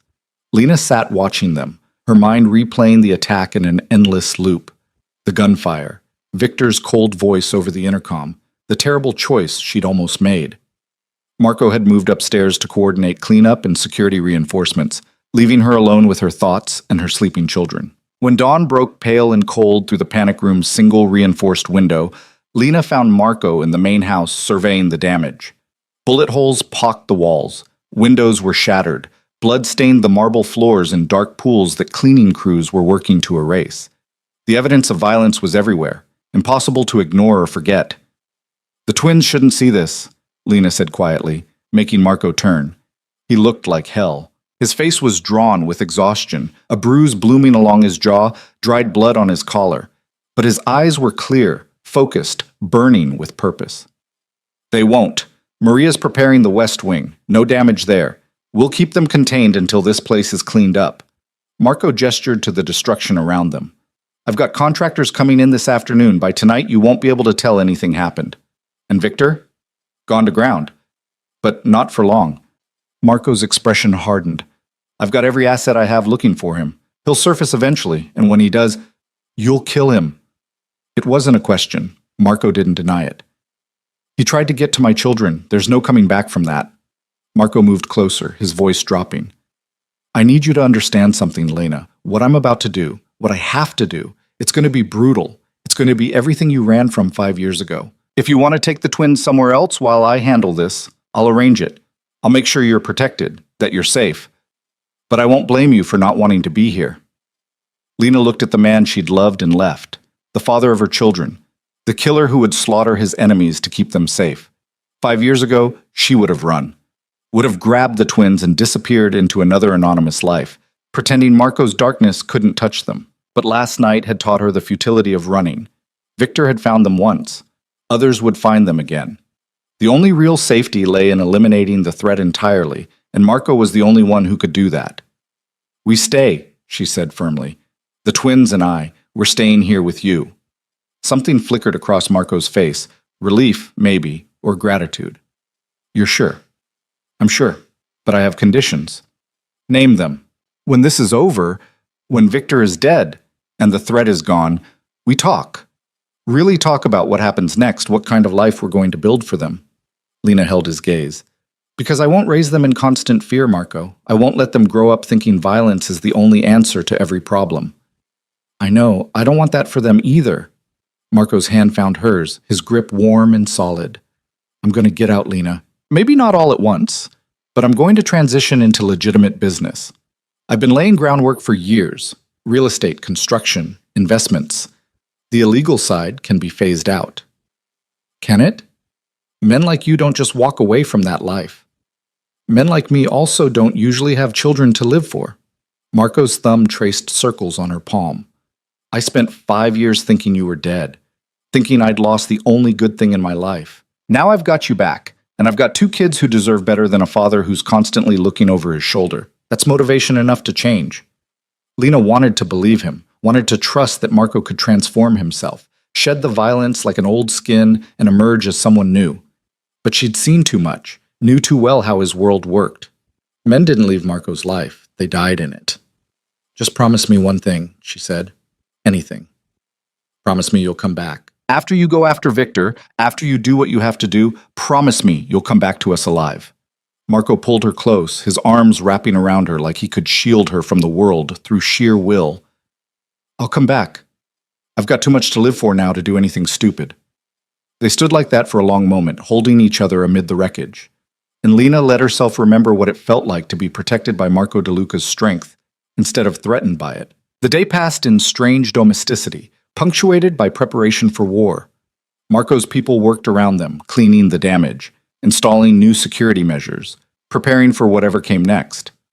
The twins were confined to the West Wing, blissfully unaware of the bullet holes being patched and the blood being scrubbed away. They played with the expensive toys Marco kept producing, watched movies on the enormous television, and seemed to accept the lockdown as just another adventure. Lena envied their resilience. At 5 years old, they could bounce back from trauma that would scar adults permanently. Emma's nightmare from the night before was already fading, replaced by excitement over the indoor treasure hunt Maria had organized. Ethan was building increasingly elaborate block towers, each one taller than the last, his fear transmuted into creativity. Marco joined them for lunch, looking slightly more human after a shower and fresh clothes. He'd shaved, covered the bruise with what Lena suspected was makeup, and presented himself to his children as if nothing had happened. They greeted him with hugs and chatter, showing him their morning's accomplishments with the unself-conscious pride of children who'd decided he was safe to love. Look, Dad, I built the tallest tower ever. Ethan gestured proudly to a structure that reached his shoulder. That's incredible, buddy. You're a natural engineer. Marco knelt beside the tower, examining it with genuine interest. See how you distributed the weight here? That's what keeps it stable. Really? Really? My grandfather used to build things too. He would have loved seeing this. Emma climbed into Marco's lap uninvited, her picture book in hand. Will you read to me? Of course. Marco settled her against his chest, opening the book with careful reverence. His voice was gentle as he read about talking animals and magical forests, and Lena watched father and daughter bond over a story, watched Marco discover the simple joy of being needed by someone who thought he hung the moon. When the story ended, Emma tilted her head back to look up at him. Dad, why do you have to go away again? Marco's expression tightened fractionally. I have some work to finish, baby, but I'll be back before you know it. Dangerous work? The perception of children was terrifying sometimes. Marco glanced at Lena, silently asking how much truth to tell. A little bit dangerous, Lena said carefully, but your dad is very good at his job and he's going to be very careful. I don't want you to go, Emma said, her small voice wobbling. What if the bad men come back? Marco set the book aside and gathered Emma fully into his arms, holding her with the fierce protectiveness of someone who'd kill to keep her safe. Listen to me, sweetheart. The bad men aren't going to come back here. Mommy and I won't let them. And the reason I have to go is to make sure they never bother us again, understand? You're going to fight them? I'm going to make them go away. It was a euphemism, but Emma seemed satisfied. She snuggled closer, content in his arms, trusting that he would handle the monsters. Ethan had been listening from his position by the tower. Are you like a superhero? He asked suddenly. Marco's laugh was surprised and slightly bitter. No, buddy, I'm not a hero. But you protect people. That's what heroes do. Sometimes protecting people means doing things that aren't very heroic. Marco's eyes found Lena's across the room. Sometimes it means making hard choices. Mom makes hard choices all the time, Ethan said matter-of-factly. Like when she makes us eat vegetables even though we don't want to. She says it's because she loves us. The simple wisdom of childhood. Marco's smile was genuine now, touched with wonder. Your mom is a very smart lady. The smartest, Emma agreed loyally. They spent the afternoon together, a stolen pocket of normalcy before the storm. Marco taught Ethan about structural engineering through block towers. Lena and Emma made a mess in the kitchen attempting cookies that Maria eventually had to rescue. They ate dinner as a family, the four of them around the table, and for a few hours Lena could almost pretend they were normal people, living a normal life. But reality came calling as the sun set. Marco's phone rang with increasing frequency, updates from his people about Victor's location, about alliances shifting, about opportunities narrowing. Finally, as the twins were finishing dessert, Marco stood. I have to go, he said quietly. The twins' faces fell. Emma's lower lip trembled. But you said you'd put us to bed. I know, baby. I'm sorry. Marco crouched beside her chair. But I promise, next time I leave, I'll make sure to say a proper goodnight first, okay? You promise? I promise. Marco kissed her forehead, then Ethan's, his movements careful and deliberate, like he was memorizing the feeling. Be good for your mom. We will, they chorused. Marco straightened, his eyes finding Lena's. Can I talk to you for a minute? Alone? Lena nodded, following him to the hallway while Maria distracted the twins. Marco led her to his study, closing the door behind them with a soft click. I need you to know what's going to happen tonight, he said without preamble. We've located Victor's safe house. My people have it surrounded. I'm going in personally to end this. Why you? Why can't you let your men handle it? Because Victor violated the most sacred rule. He threatened my family. If I don't handle this personally, I look weak. Every enemy I have will see it as an opening. Marco's jaw was tight with determination. This has to be me. And if it's a trap, if Victor's expecting you, then I spring the trap and deal with it. I've survived worse odds. Marco moved closer, his hands settling on her shoulders. But if something does go wrong, if I don't make it back, don't. Lena cut him off. Don't say it. I have to. I've set up trusts for the twins. Everything I have goes to them, managed by trustees I trust until they're 25. You're protected too. The house in Millbrook is paid off, and there's money set aside for living expenses, education, everything you'll need. Marco. There are also letters, one for each of you. They're in the safe upstairs. Combination is your birthday. Marco's voice was steady, but his eyes betrayed his emotion. I've written down everything I wanted to say, everything I need them to know about why I did what I did. Lena felt tears burning in her throat. You're not going to die tonight. Probably not. But I've been doing this long enough to know that every time could be the last time. I need to be prepared. Marco pulled her closer, his forehead resting against hers. I need you to promise me something. What? If I don't come back, don't let the twins remember me as a monster. Tell them I love them. Tell them I was trying to be better for them. Tell them yourself when you get home. Lena? No. She pulled back, looking him in the eyes. You don't get to do this. You don't get to have this maudlin goodbye like you're already dead. You're going to go deal with Victor, you're going to come home, and you're going to be here tomorrow morning to make the twins pancakes like you promised. Marco's smile was sad. I promised pancakes? You will right now. Promise them and me that you'll be here tomorrow to make pancakes. I promise, Marco said, and Lena chose to believe him. He kissed her then, deep and desperate, like a drowning man grabbing for air. Lena kissed him back with 5 years of longing and fear and love that had never quite died. When they finally broke apart, both were breathing hard. Come back to me, Lena whispered. Come back to us. I will. I swear it. He left through the garage, surrounded by armed men, and Lena watched from the window as the convoy of SUVs disappeared down the driveway. Then she went upstairs to put the twins to bed, carrying the weight of Marco's possible goodbye like a stone in her chest. The twins sensed her mood. They were clingy during the bedtime routine, asking repeatedly where their father had gone and when he'd be back. Lena answered with forced cheer, reading extra stories and singing extra songs until they finally drifted off. Then she went to Marco's study and poured herself a drink she didn't want but desperately needed. The house felt too large, too empty, filled with guards who were strangers. Vittorio was in the hospital, recovering from the head wound he'd sustained protecting her family. Maria had retired to her quarters. Lena was alone with her fear and the clock ticking toward midnight. She tried to read, tried to watch television, settled finally on pacing the study, her phone clutched in her hand, waiting for news she wasn't sure she wanted to receive. At 11 o'clock, gunfire erupted somewhere in the distance. Faint but unmistakable, the sound drifting through the open window like distant thunder. Lena's blood ran cold. That had to be Victor's safe house. That was Marco, doing what he did best, dispensing violence to protect what was his. The shooting lasted 10 minutes that felt like hours. Then silence fell, absolute and terrifying. Lena's phone stayed dark. No calls, no texts, no updates. The minutes crawled by with agonizing slowness. Midnight came and went. 1 in the morning, 2. She was seriously considering calling the hospitals when her phone finally buzzed. A text from Marco's number. 3 words that made her legs go weak with relief. It's done. Coming home. Lena sank into Marco's desk chair, her whole body shaking. He was alive. He'd done what he set out to do, and he was coming home. She must have dozed off waiting, because the next thing she knew, gentle hands were shaking her awake. Lena's eyes snapped open to find Marco standing over her, backlit by the study's soft lighting.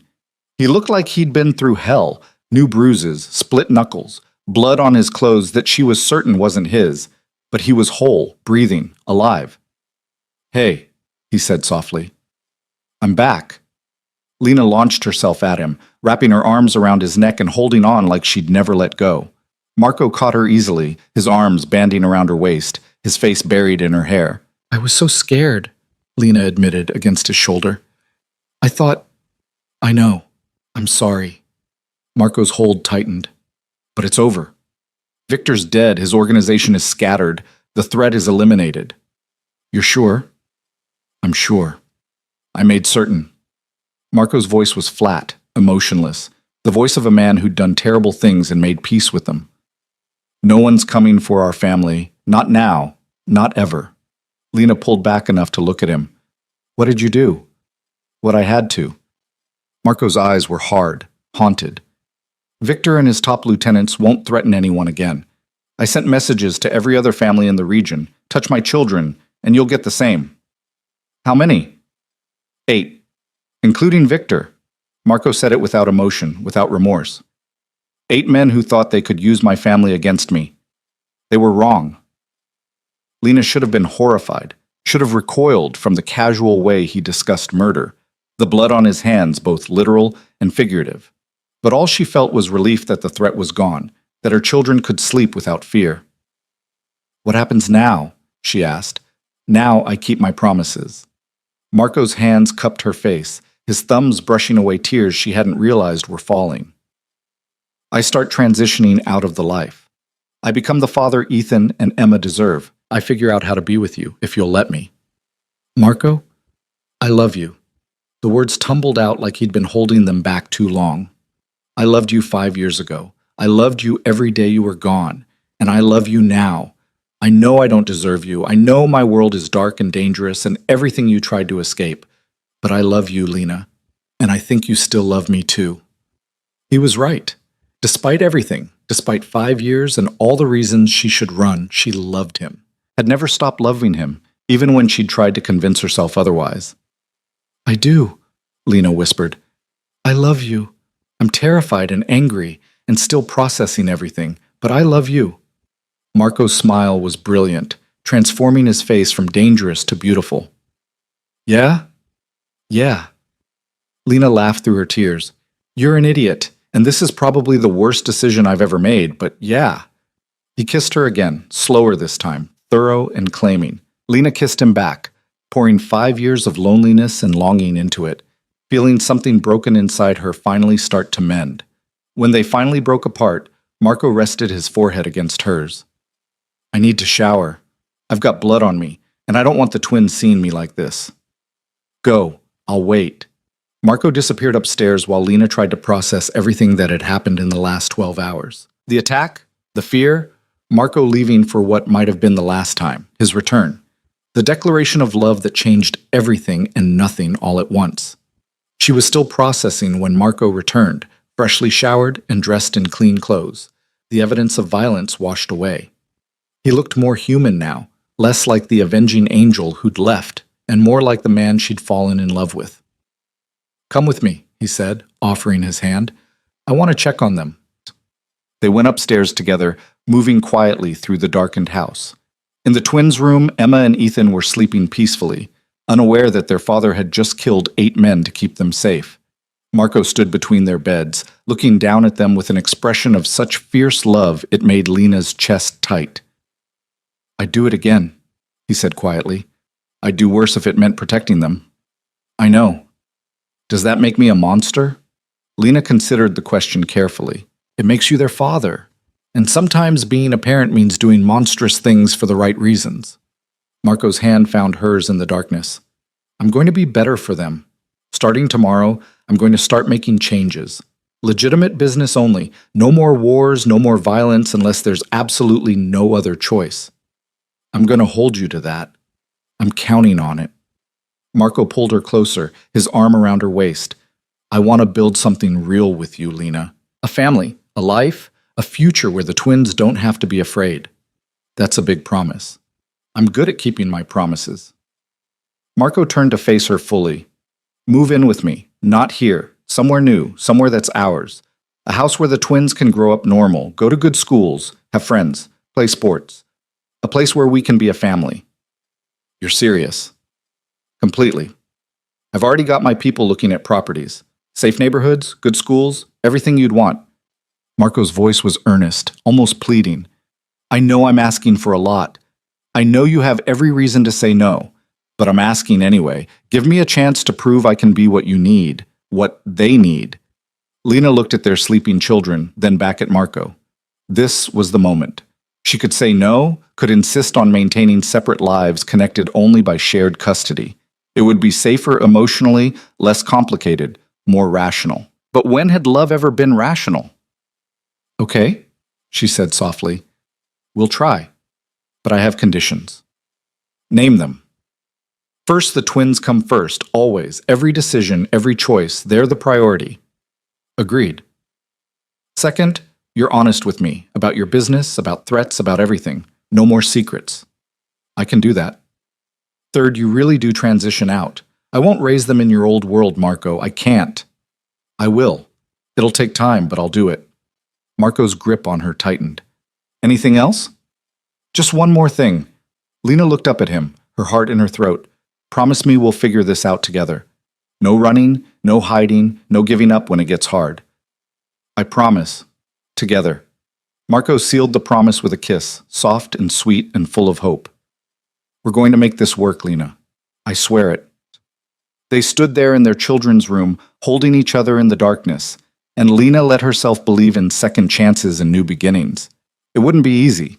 There would be challenges, setbacks, moments when she questioned her sanity for giving Marco DeLuca another chance.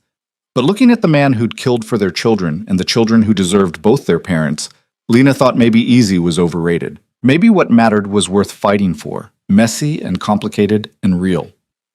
"Come on," Marco said quietly. "Let's let them sleep. We've got a lot to plan tomorrow." They left the twins sleeping peacefully and went back downstairs to start planning the future. And for the first time in 5 years, Lena felt something that had been missing for so long she'd almost forgotten what it felt like. Hope. Morning arrived with the twins jumping on Marco's bed at 7 o'clock sharp, their earlier fear forgotten in the resilience of childhood. Lena had fallen asleep in Marco's study sometime after 4, exhausted from planning and talking and trying to imagine a future that seemed simultaneously impossible and inevitable. She woke to find herself covered with Marco's jacket, a blanket tucked around her shoulders, and the sound of her children's laughter echoing through the house. She found them in the kitchen where Marco, true to his word, was attempting pancakes. The kitchen looked like a disaster zone. Batter on the counters, eggshells in the sink, flour dusting Marco's dark hair like premature snow. But the twins were perched on stools watching him with rapt attention, and the smile on Marco's face was worth the mess. "You promised pancakes," Emma reminded him seriously. "You have to keep your promises." "I always keep my promises to you, baby." Marco flipped a pancake with more confidence than skill. It landed half off the griddle. Well, I try to keep my promises. Ethan giggled. Dad, you're not very good at this. I'm learning. Your mom can teach me. Marco looked up and caught Lena watching from the doorway. His smile shifted, became something warmer and more intimate. Morning, I was trying to let you sleep. I heard the chaos from upstairs. Lena moved into the kitchen, surveying the damage. Maria's going to have a heart attack when she sees this.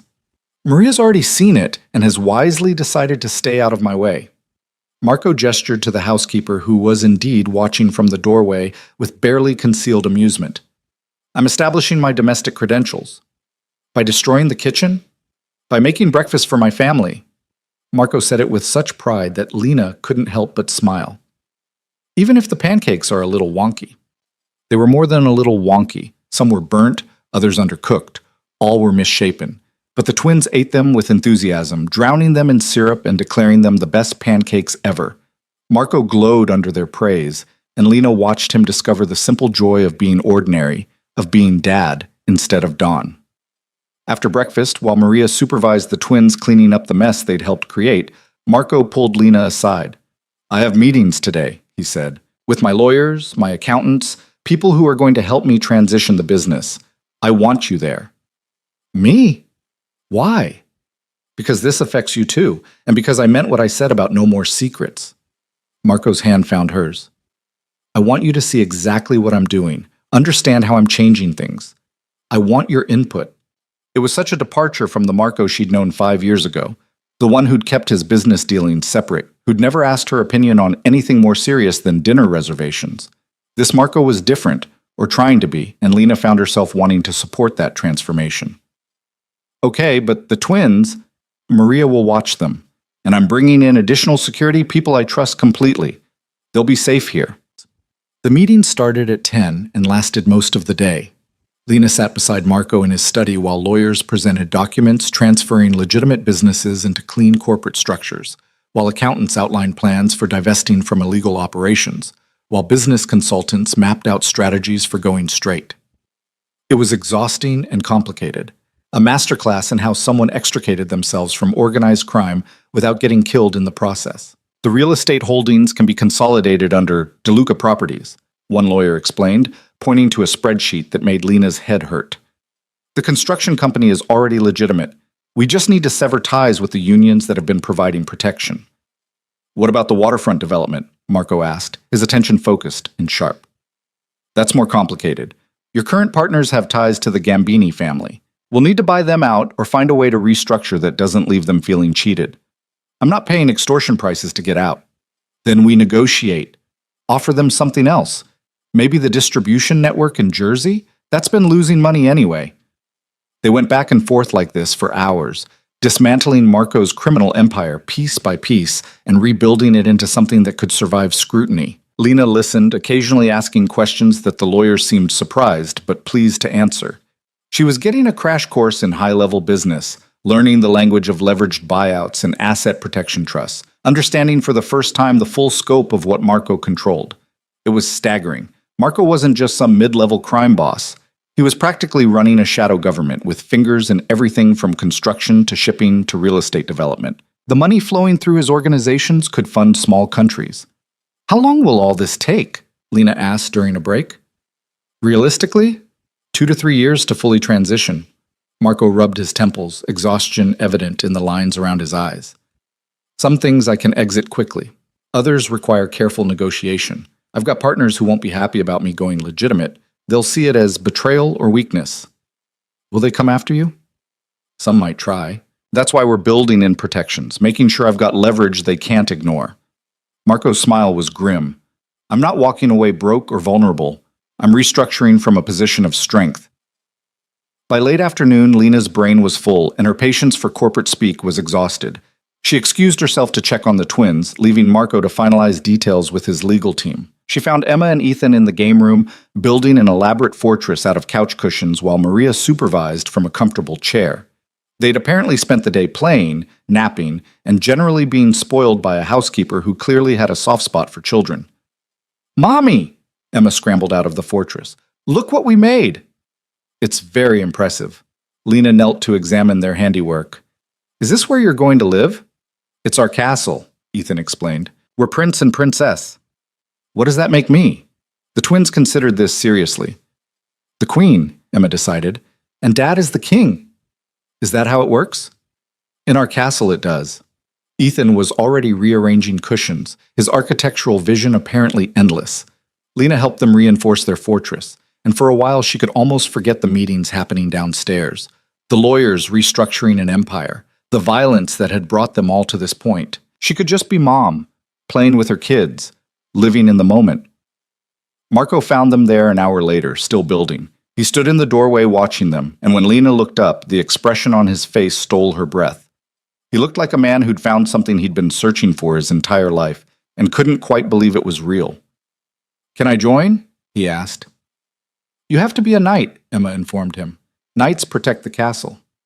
"I can do that." Marco settled on the floor beside them, accepting cushions from Ethan to add to the walls. Knights are good at protecting things. They spent the evening together, the four of them, building castles and telling stories and being a family. Later, over dinner, Marco announced his decision. "I found a house," he said. "Well, technically I found 3 houses, but there's one I really like. I want you to see it tomorrow." "Where is it?" Lena asked. "About 40 minutes from here. Good neighborhood, excellent schools, big yard for the kids to play in." Marco's eyes were bright with excitement.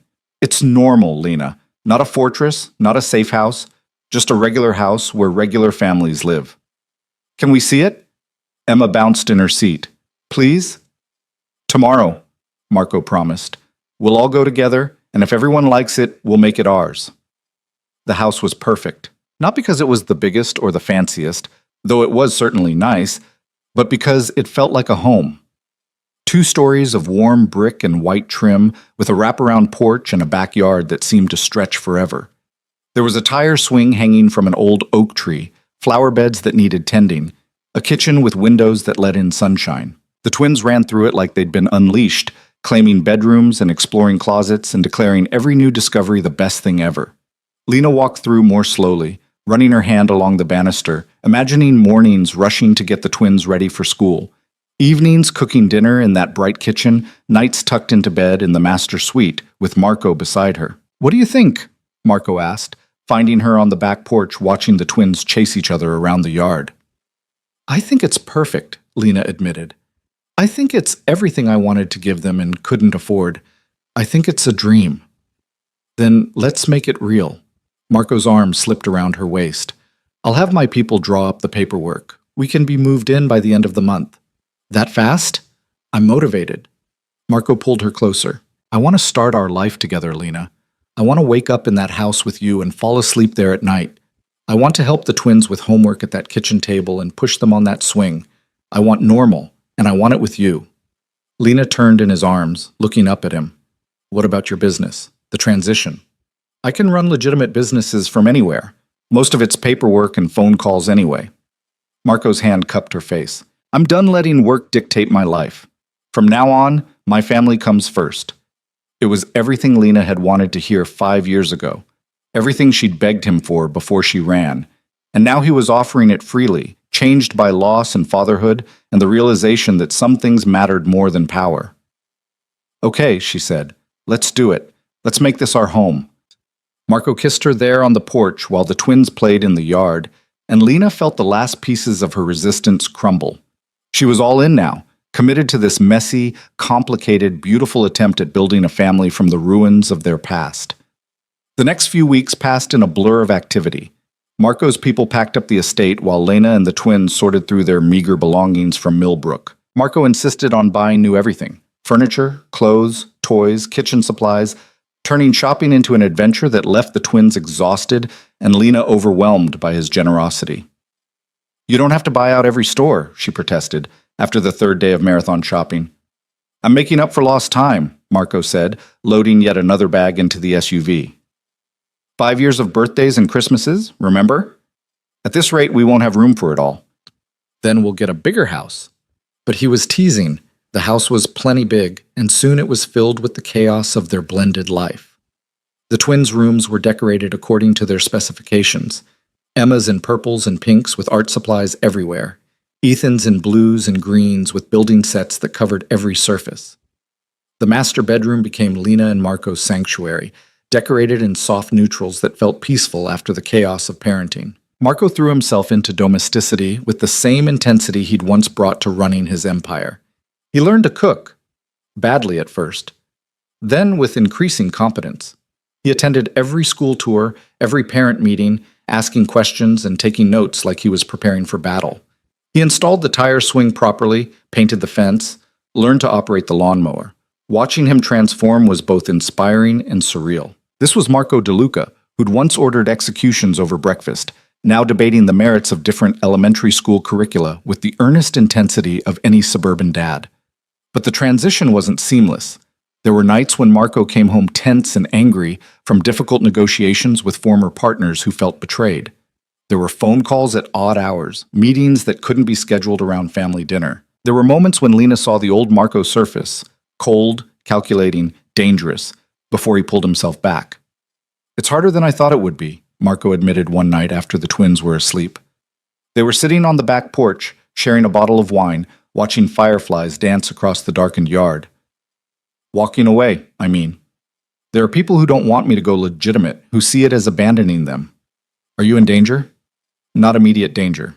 But I'm making enemies of people who used to be allies." Marco's jaw was tight. "I knew it would happen. Doesn't make it easier." "Do you regret it?" Lena asked quietly. "Regret choosing us over that life?" Marco turned to her, his eyes fierce in the darkness. "Never. Not for a second. That life cost me 5 years with you, with them. I'd burn every bridge, make every enemy, lose every dollar if it meant keeping my family. Even if some of those enemies come calling. Especially then." Marco's hand found hers. "I've built in protections. Security that doesn't look like security, alliances with people who value legitimate business over the old ways. We're as safe as I can make us." It wasn't perfect reassurance, but it was honest, and Lena appreciated the honesty more than false promises.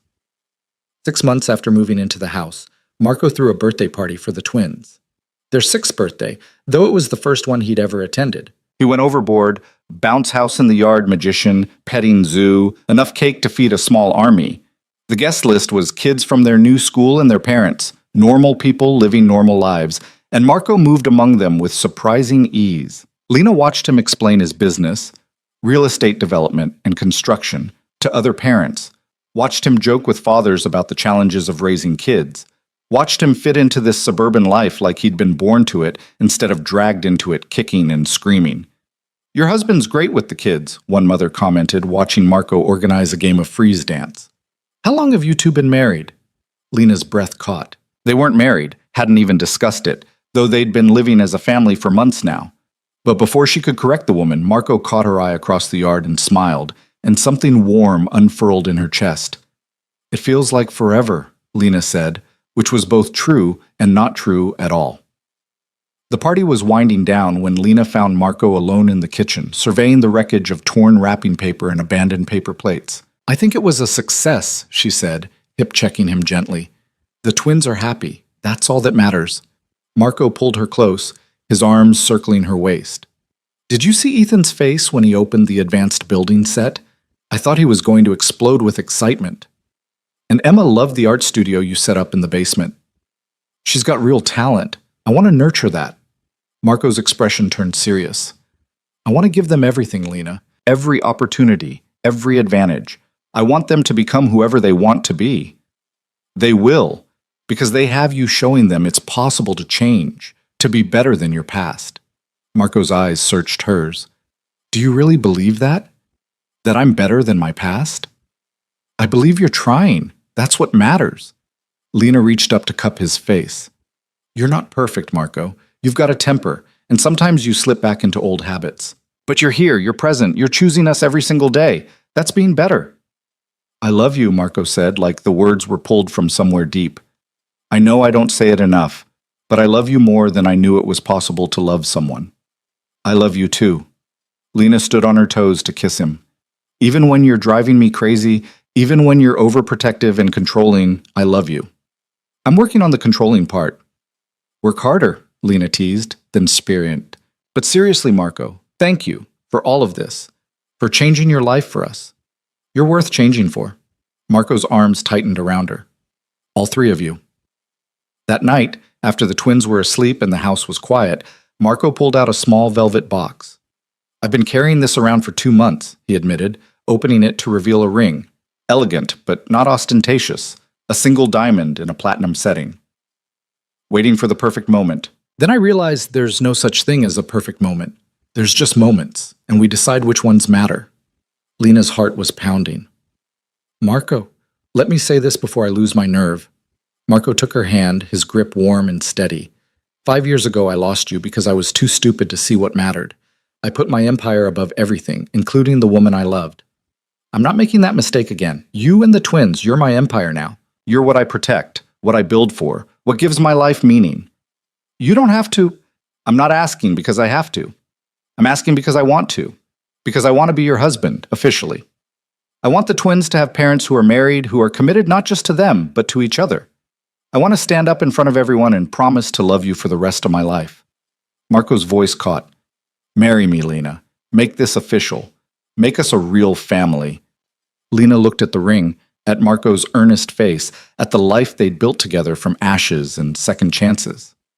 6 months ago, she would have said it was too soon, too complicated, too risky. But she'd learned that love wasn't about perfect timing or ideal circumstances. It was about showing up, doing the work, choosing each other even when it was hard. Yes, she said, watching joy break across Marco's face like sunrise. Yes, I'll marry you. Marco slipped the ring on her finger with shaking hands, then pulled her into a kiss that promised everything: love, commitment, a future built together. When they finally broke apart, both were laughing and crying in equal measure. The twins are going to lose their minds, Lena said. Good. I want everyone to know you're mine. Possessive much? Always. Marco grinned, unrepentant. But only with you. The rest of the world can do what it wants. They told the twins the next morning over breakfast. Emma and Ethan processed the news with the pragmatism of children for whom their parents being together was already fact. So Dad's going to be here forever now? Ethan asked. Forever and always, Marco confirmed. Cool. Can I have more pancakes? Emma was more interested in the logistics. Will we have a wedding?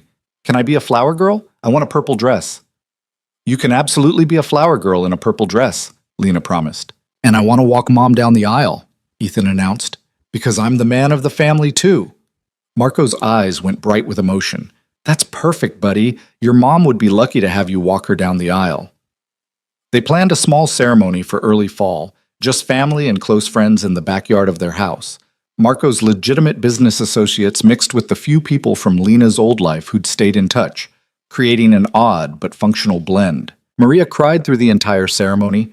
Vittorio, fully recovered from his injuries, stood as Marco's best man with barely concealed emotion.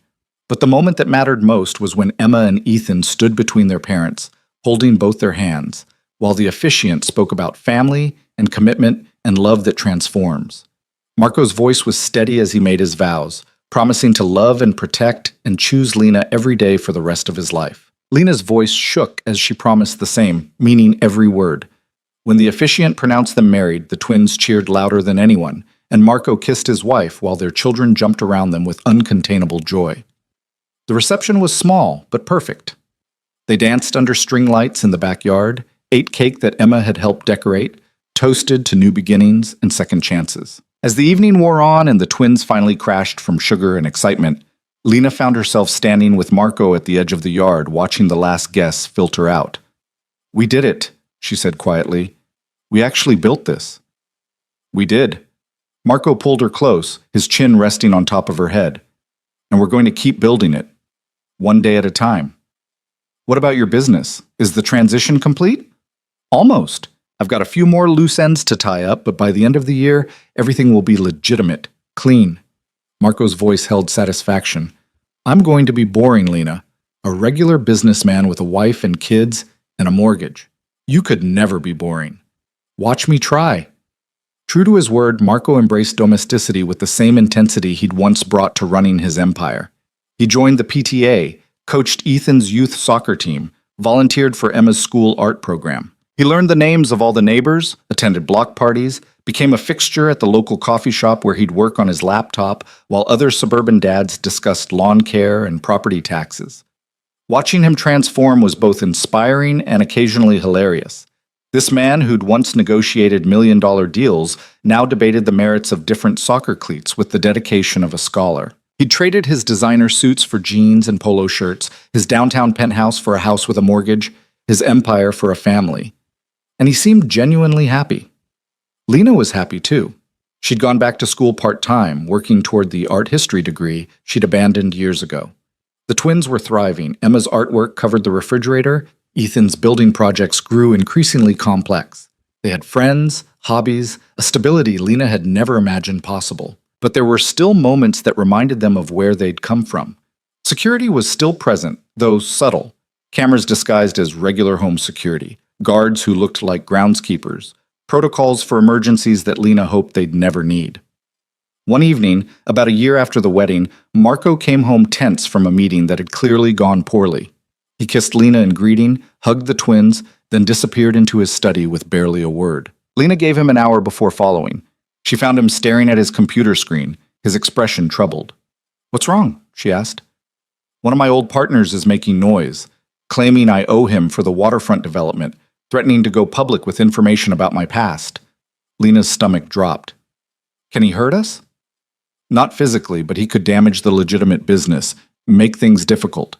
Marco's jaw was tight. "I thought I'd covered all the bases, paid off everyone who needed paying. Apparently I missed one." "What are you going to do?" Marco was silent for a long moment, and Lena could see him wrestling with old instincts. The Marco of 5 years ago would have handled this with violence, would have made the problem disappear permanently. But that Marco was gone, replaced by someone who'd promised to solve problems differently. "I'm going to negotiate," Marco said finally. "Offer him a piece of something else, find out what he really wants. And if that doesn't work, I'll let the lawyers handle it." "Not violence." "Not violence." Marco pulled her onto his lap, his arms wrapping around her waist. "I'm trying to be better, remember? That means handling problems like a legitimate businessman, not a crime boss. I'm proud of you." "Don't be proud yet. Ask me again after the meeting tomorrow, see if I manage to keep my temper." Marco's smile was wry. "Changing is hard, Lena. Some days I want to fall back into old patterns because they're easier, because I know how to solve problems with intimidation and force." "But you don't."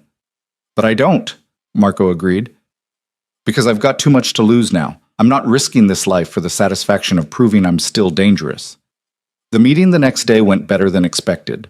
Marco's old partner accepted a generous buyout and a consulting position that gave him prestige without real power. It cost Marco money and pride, but he came home with the problem solved and his hands clean. "See," Lena said that night, "you can do this. You can be who you need to be for us. With you reminding me why it matters, yeah, I can." Marco pulled her close. "I love this life, Lena.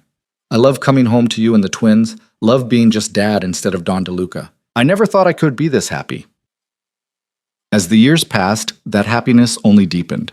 The twins grew, 7, then 8, then 9 years old, developing their own personalities and interests.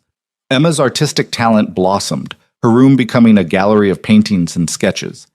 Ethan's fascination with building evolved into a genuine gift for engineering, his creations growing increasingly sophisticated. Marco was there for all of it, every school play, every soccer game, every art show and science fair. He helped with homework, attended parent-teacher conferences, learned to braid Emma's hair, and explain fractions to Ethan. He became exactly what he'd promised, a present, engaged father who put his children first, and his relationship with Lena deepened too. They learned each other again, this time without the shadow of his criminal life hanging over them. They had real conversations about real things, finances and parenting, and plans for the future. They argued sometimes, usually about Marco's tendency toward overprotection or Lena's insistence on independence, but they always talked it through. They built traditions, Sunday dinners where everyone cooked together, Friday movie nights, summer vacations to places the twins chose, holiday celebrations that were loud and chaotic and perfect. On the twins' 10th birthday, Marco gathered them all in the backyard where it had all begun. The tire swing still hung from the oak tree, though the twins had long outgrown it. The flower beds Lena had planted were thriving. The house showed the wear of a family living fully. Scuff marks on the walls, grass stains on the carpet, Evidence of life being lived. I want to tell you all something, Marco said, his arm around Lena's waist, the twins sitting on the porch steps listening. 10 years ago today, I didn't know you existed. I didn't know I was a father, didn't know I had these two incredible kids in the world, and I was lost, Lena. I was so lost. Marco, Lena started, but he shook his head. Let me finish. I need to say this. Marco's eyes found the twins. Your mom gave me the greatest gift when she came back into my life and brought you with her. She gave me purpose, gave me a reason to be better than I was. And you two, you made me want to change everything, to build a life worth living. We know, Dad, Emma said gently. You tell us all the time. I do, don't I? Marco laughed. But I want to make sure you really understand the life I have now, this house, this family, being your dad. It's everything I never knew I wanted, and I will never, ever take it for granted. We won't either, Ethan said seriously. We know we're lucky. We're all lucky, Lena added, tears in her eyes. We found each other again when we shouldn't have. We built something beautiful from something broken. That's not luck. That's choice. We chose each other every day, and we keep choosing each other. Marco pulled them all into a group hug, the four of them standing in their backyard as the sun set, and Lena felt the rightness of it settle into her bones. This was what she'd been searching for all those years ago when she ran. Not safety from Marco, but safety with him. Not hiding from his world, but building a new world together. That night, after the twins were asleep and the house was quiet, Lena and Marco sat on their bed talking about the future. I got an offer today, Marco said. A foundation wants me to speak to at-risk youth about making better choices, about how it's never too late to change your life. Are you going to do it? I don't know. Part of me thinks I'm not qualified. I've done terrible things, Lena. Things I can never take back or make right. But you changed. That's what makes you qualified. Lena took his hand. You can show them that your past doesn't have to define your future, that you can choose differently. Marco considered this. What do I tell them when they ask what I did? Do I lie? Do I tell the truth and risk everything we've built? You tell them the truth, that you were involved in organized crime, that you hurt people, that you made choices you regret, and then you tell them how you got out, how you built something better. Lena's voice was firm. Your past is part of your story, Marco. You don't have to hide it. You just have to show that it's not the whole story. What if it damages the business? What if clients don't want to work with me once they know? Then they're not the right clients. The right ones will see what I see. Someone who fought like hell to become better for the people he loves. Marco pulled her close, his face buried in her hair. How did I get so lucky to have you? You didn't get lucky. You chose to change, and I chose to believe in you. We both took a risk. Best risk I ever took. Marco did accept the speaking engagement, and then another and another. His story resonated. The crime boss who'd walked away for his family, who'd chosen love over power, who'd proven that transformation was possible. He didn't glorify his past or minimize his crimes, but he also didn't let them define his present. And slowly, carefully, he built a new legacy. Not as Don DeLuca, feared and powerful, but as Marco DeLuca, father and husband and businessman who'd clawed his way from darkness into light. Years later, when Emma was preparing for college and Ethan was building robots in the garage, when Lena had her degree and was working at a museum she loved, when Marco's businesses were thriving and completely legitimate, they gathered again in that same backyard. Do you ever regret it? Lena asked Marco one evening, watching the twins, not twins anymore but young adults, argue good-naturedly about something inconsequential. Walking away from all that power? Marco didn't hesitate. Never. Not once. That power was empty, Lena. It couldn't love me back, couldn't make me laugh, couldn't give my life meaning. He gestured to their children, their home, their life. This is real power, the power to choose who you become, who you love, what you build. That's the only power that matters. Even knowing what it cost you, the bridges you burned, the enemies you made. Especially knowing that, because it taught me what's worth fighting for. And it's not territory or respect or fear. It's this. It's love. Emma called out to them, asking Marco's opinion on something. He went to her, falling easily into conversation with his daughter, and Lena watched him with a full heart. This was the man she'd fallen in love with all those years ago, finally freed from the weight of his darker nature. This was the father her children deserved, This was the future she'd dreamed of, but never quite believed possible. The twins had asked about their first 5 years sometimes, about why their mother had run, why their father hadn't been there. Lena and Marco had been honest with them, age appropriately, explaining about fear and danger and difficult choices. They'd apologized for the time lost, for the ways their decisions had shaped the twins' early lives. But Emma and Ethan were remarkably well-adjusted, secure in their parents' love, confident in their place in the world. They knew their father's past, knew he'd done terrible things, but they also knew the man he'd become.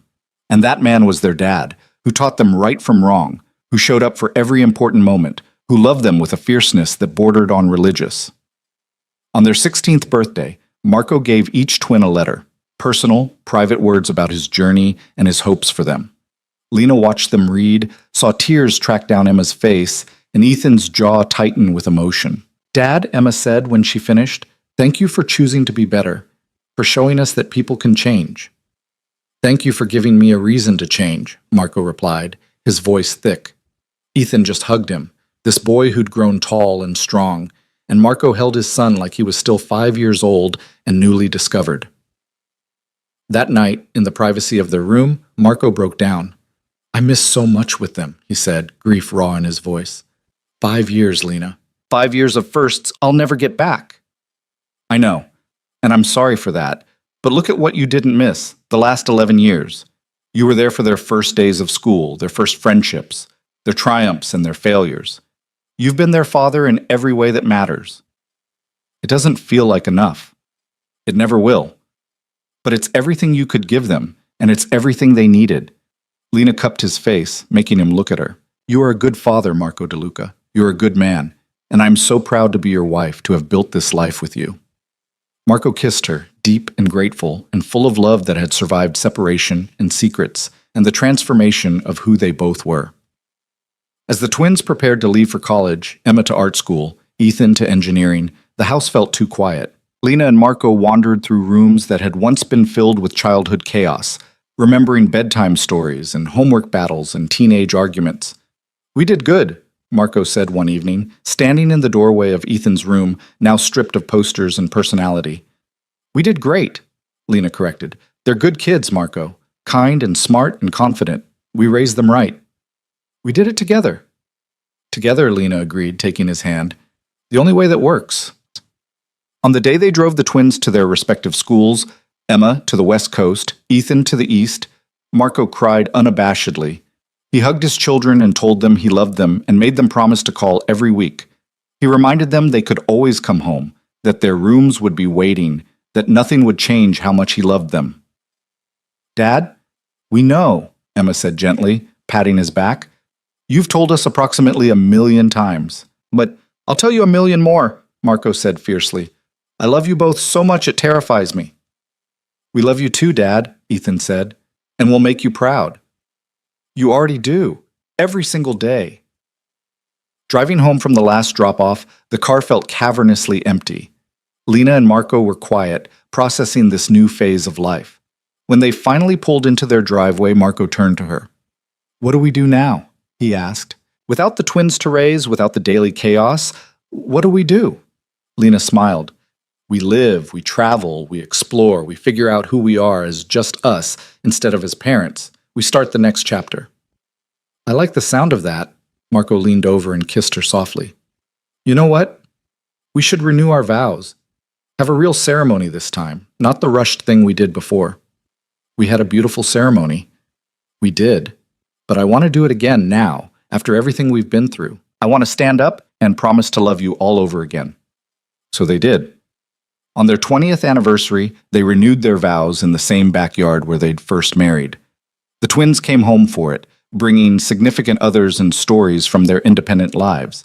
The house filled with people who'd been part of their journey, Maria and Vittorio, friends from the neighborhood, business associates who'd become genuine friends. Marco stood before Lena in the golden light of early autumn and said, 20 years ago, you gave me a second chance I didn't deserve. You let me back into your life and into our children's lives. You believed I could be better, and then you helped me become better. Everything good in my life traces back to you." "You did the work," Lena countered. "You made the hard choices, changed everything for us. I just believed in you." That was enough. That belief saved my life. Marco took her hands. I promise to love you for the next 20 years and the 20 after that, and however many more we get. I promise to keep choosing you, keep building with you, keep growing with you. And I promise the same, Lena said, her voice steady and sure. To love you, to choose you, to build this life with you until our last breath. They kissed while their children cheered and their friends applauded, and Lena felt the rightness of it settle deep in her soul. This was what love looked like after 20 years. Not the passionate intensity of new romance, but the deep abiding certainty that came from choosing each other through everything life threw at them. That night, after everyone had gone and the house was quiet, Lena and Marco sat on the back porch watching the stars. No regrets? Lena asked. Not a single one. Marco pulled her close. I got everything I wanted, Lena. A family, a life, a purpose. I got you, and I got them, and I got to become someone I'm actually proud of. That's more than most people get in a lifetime. We got lucky. We got a second chance, Marco corrected, and we didn't waste it. That's not luck. That's us refusing to give up on each other. Lena leaned her head on his shoulder, comfortable and content. I love you, Marco De Luca. I love you too. Always have, always will. And there, in the backyard of the house, they'd made a home. Surrounded by the evidence of the life they'd built together, Lena and Marco sat in peaceful silence. The past was behind them. The mistakes, the violence, the years lost. The future stretched ahead, uncertain but full of possibility. But in that moment, they had everything that mattered. They had each other, they had their family, they had love that had survived darkness and emerged stronger for it. They had chosen each other every day, through everything. And that choice had made all the difference. The twins they never knew had become the family they'd always needed. The love they'd lost had been found again, transformed and deepened by time and sacrifice. The man who'd been a monster had become a father. The woman who'd run had found the courage to stay. And together, they'd built something beautiful from the ashes of what came before. A story of redemption, transformation, and love that refused to die. It was enough. It was everything. It was home.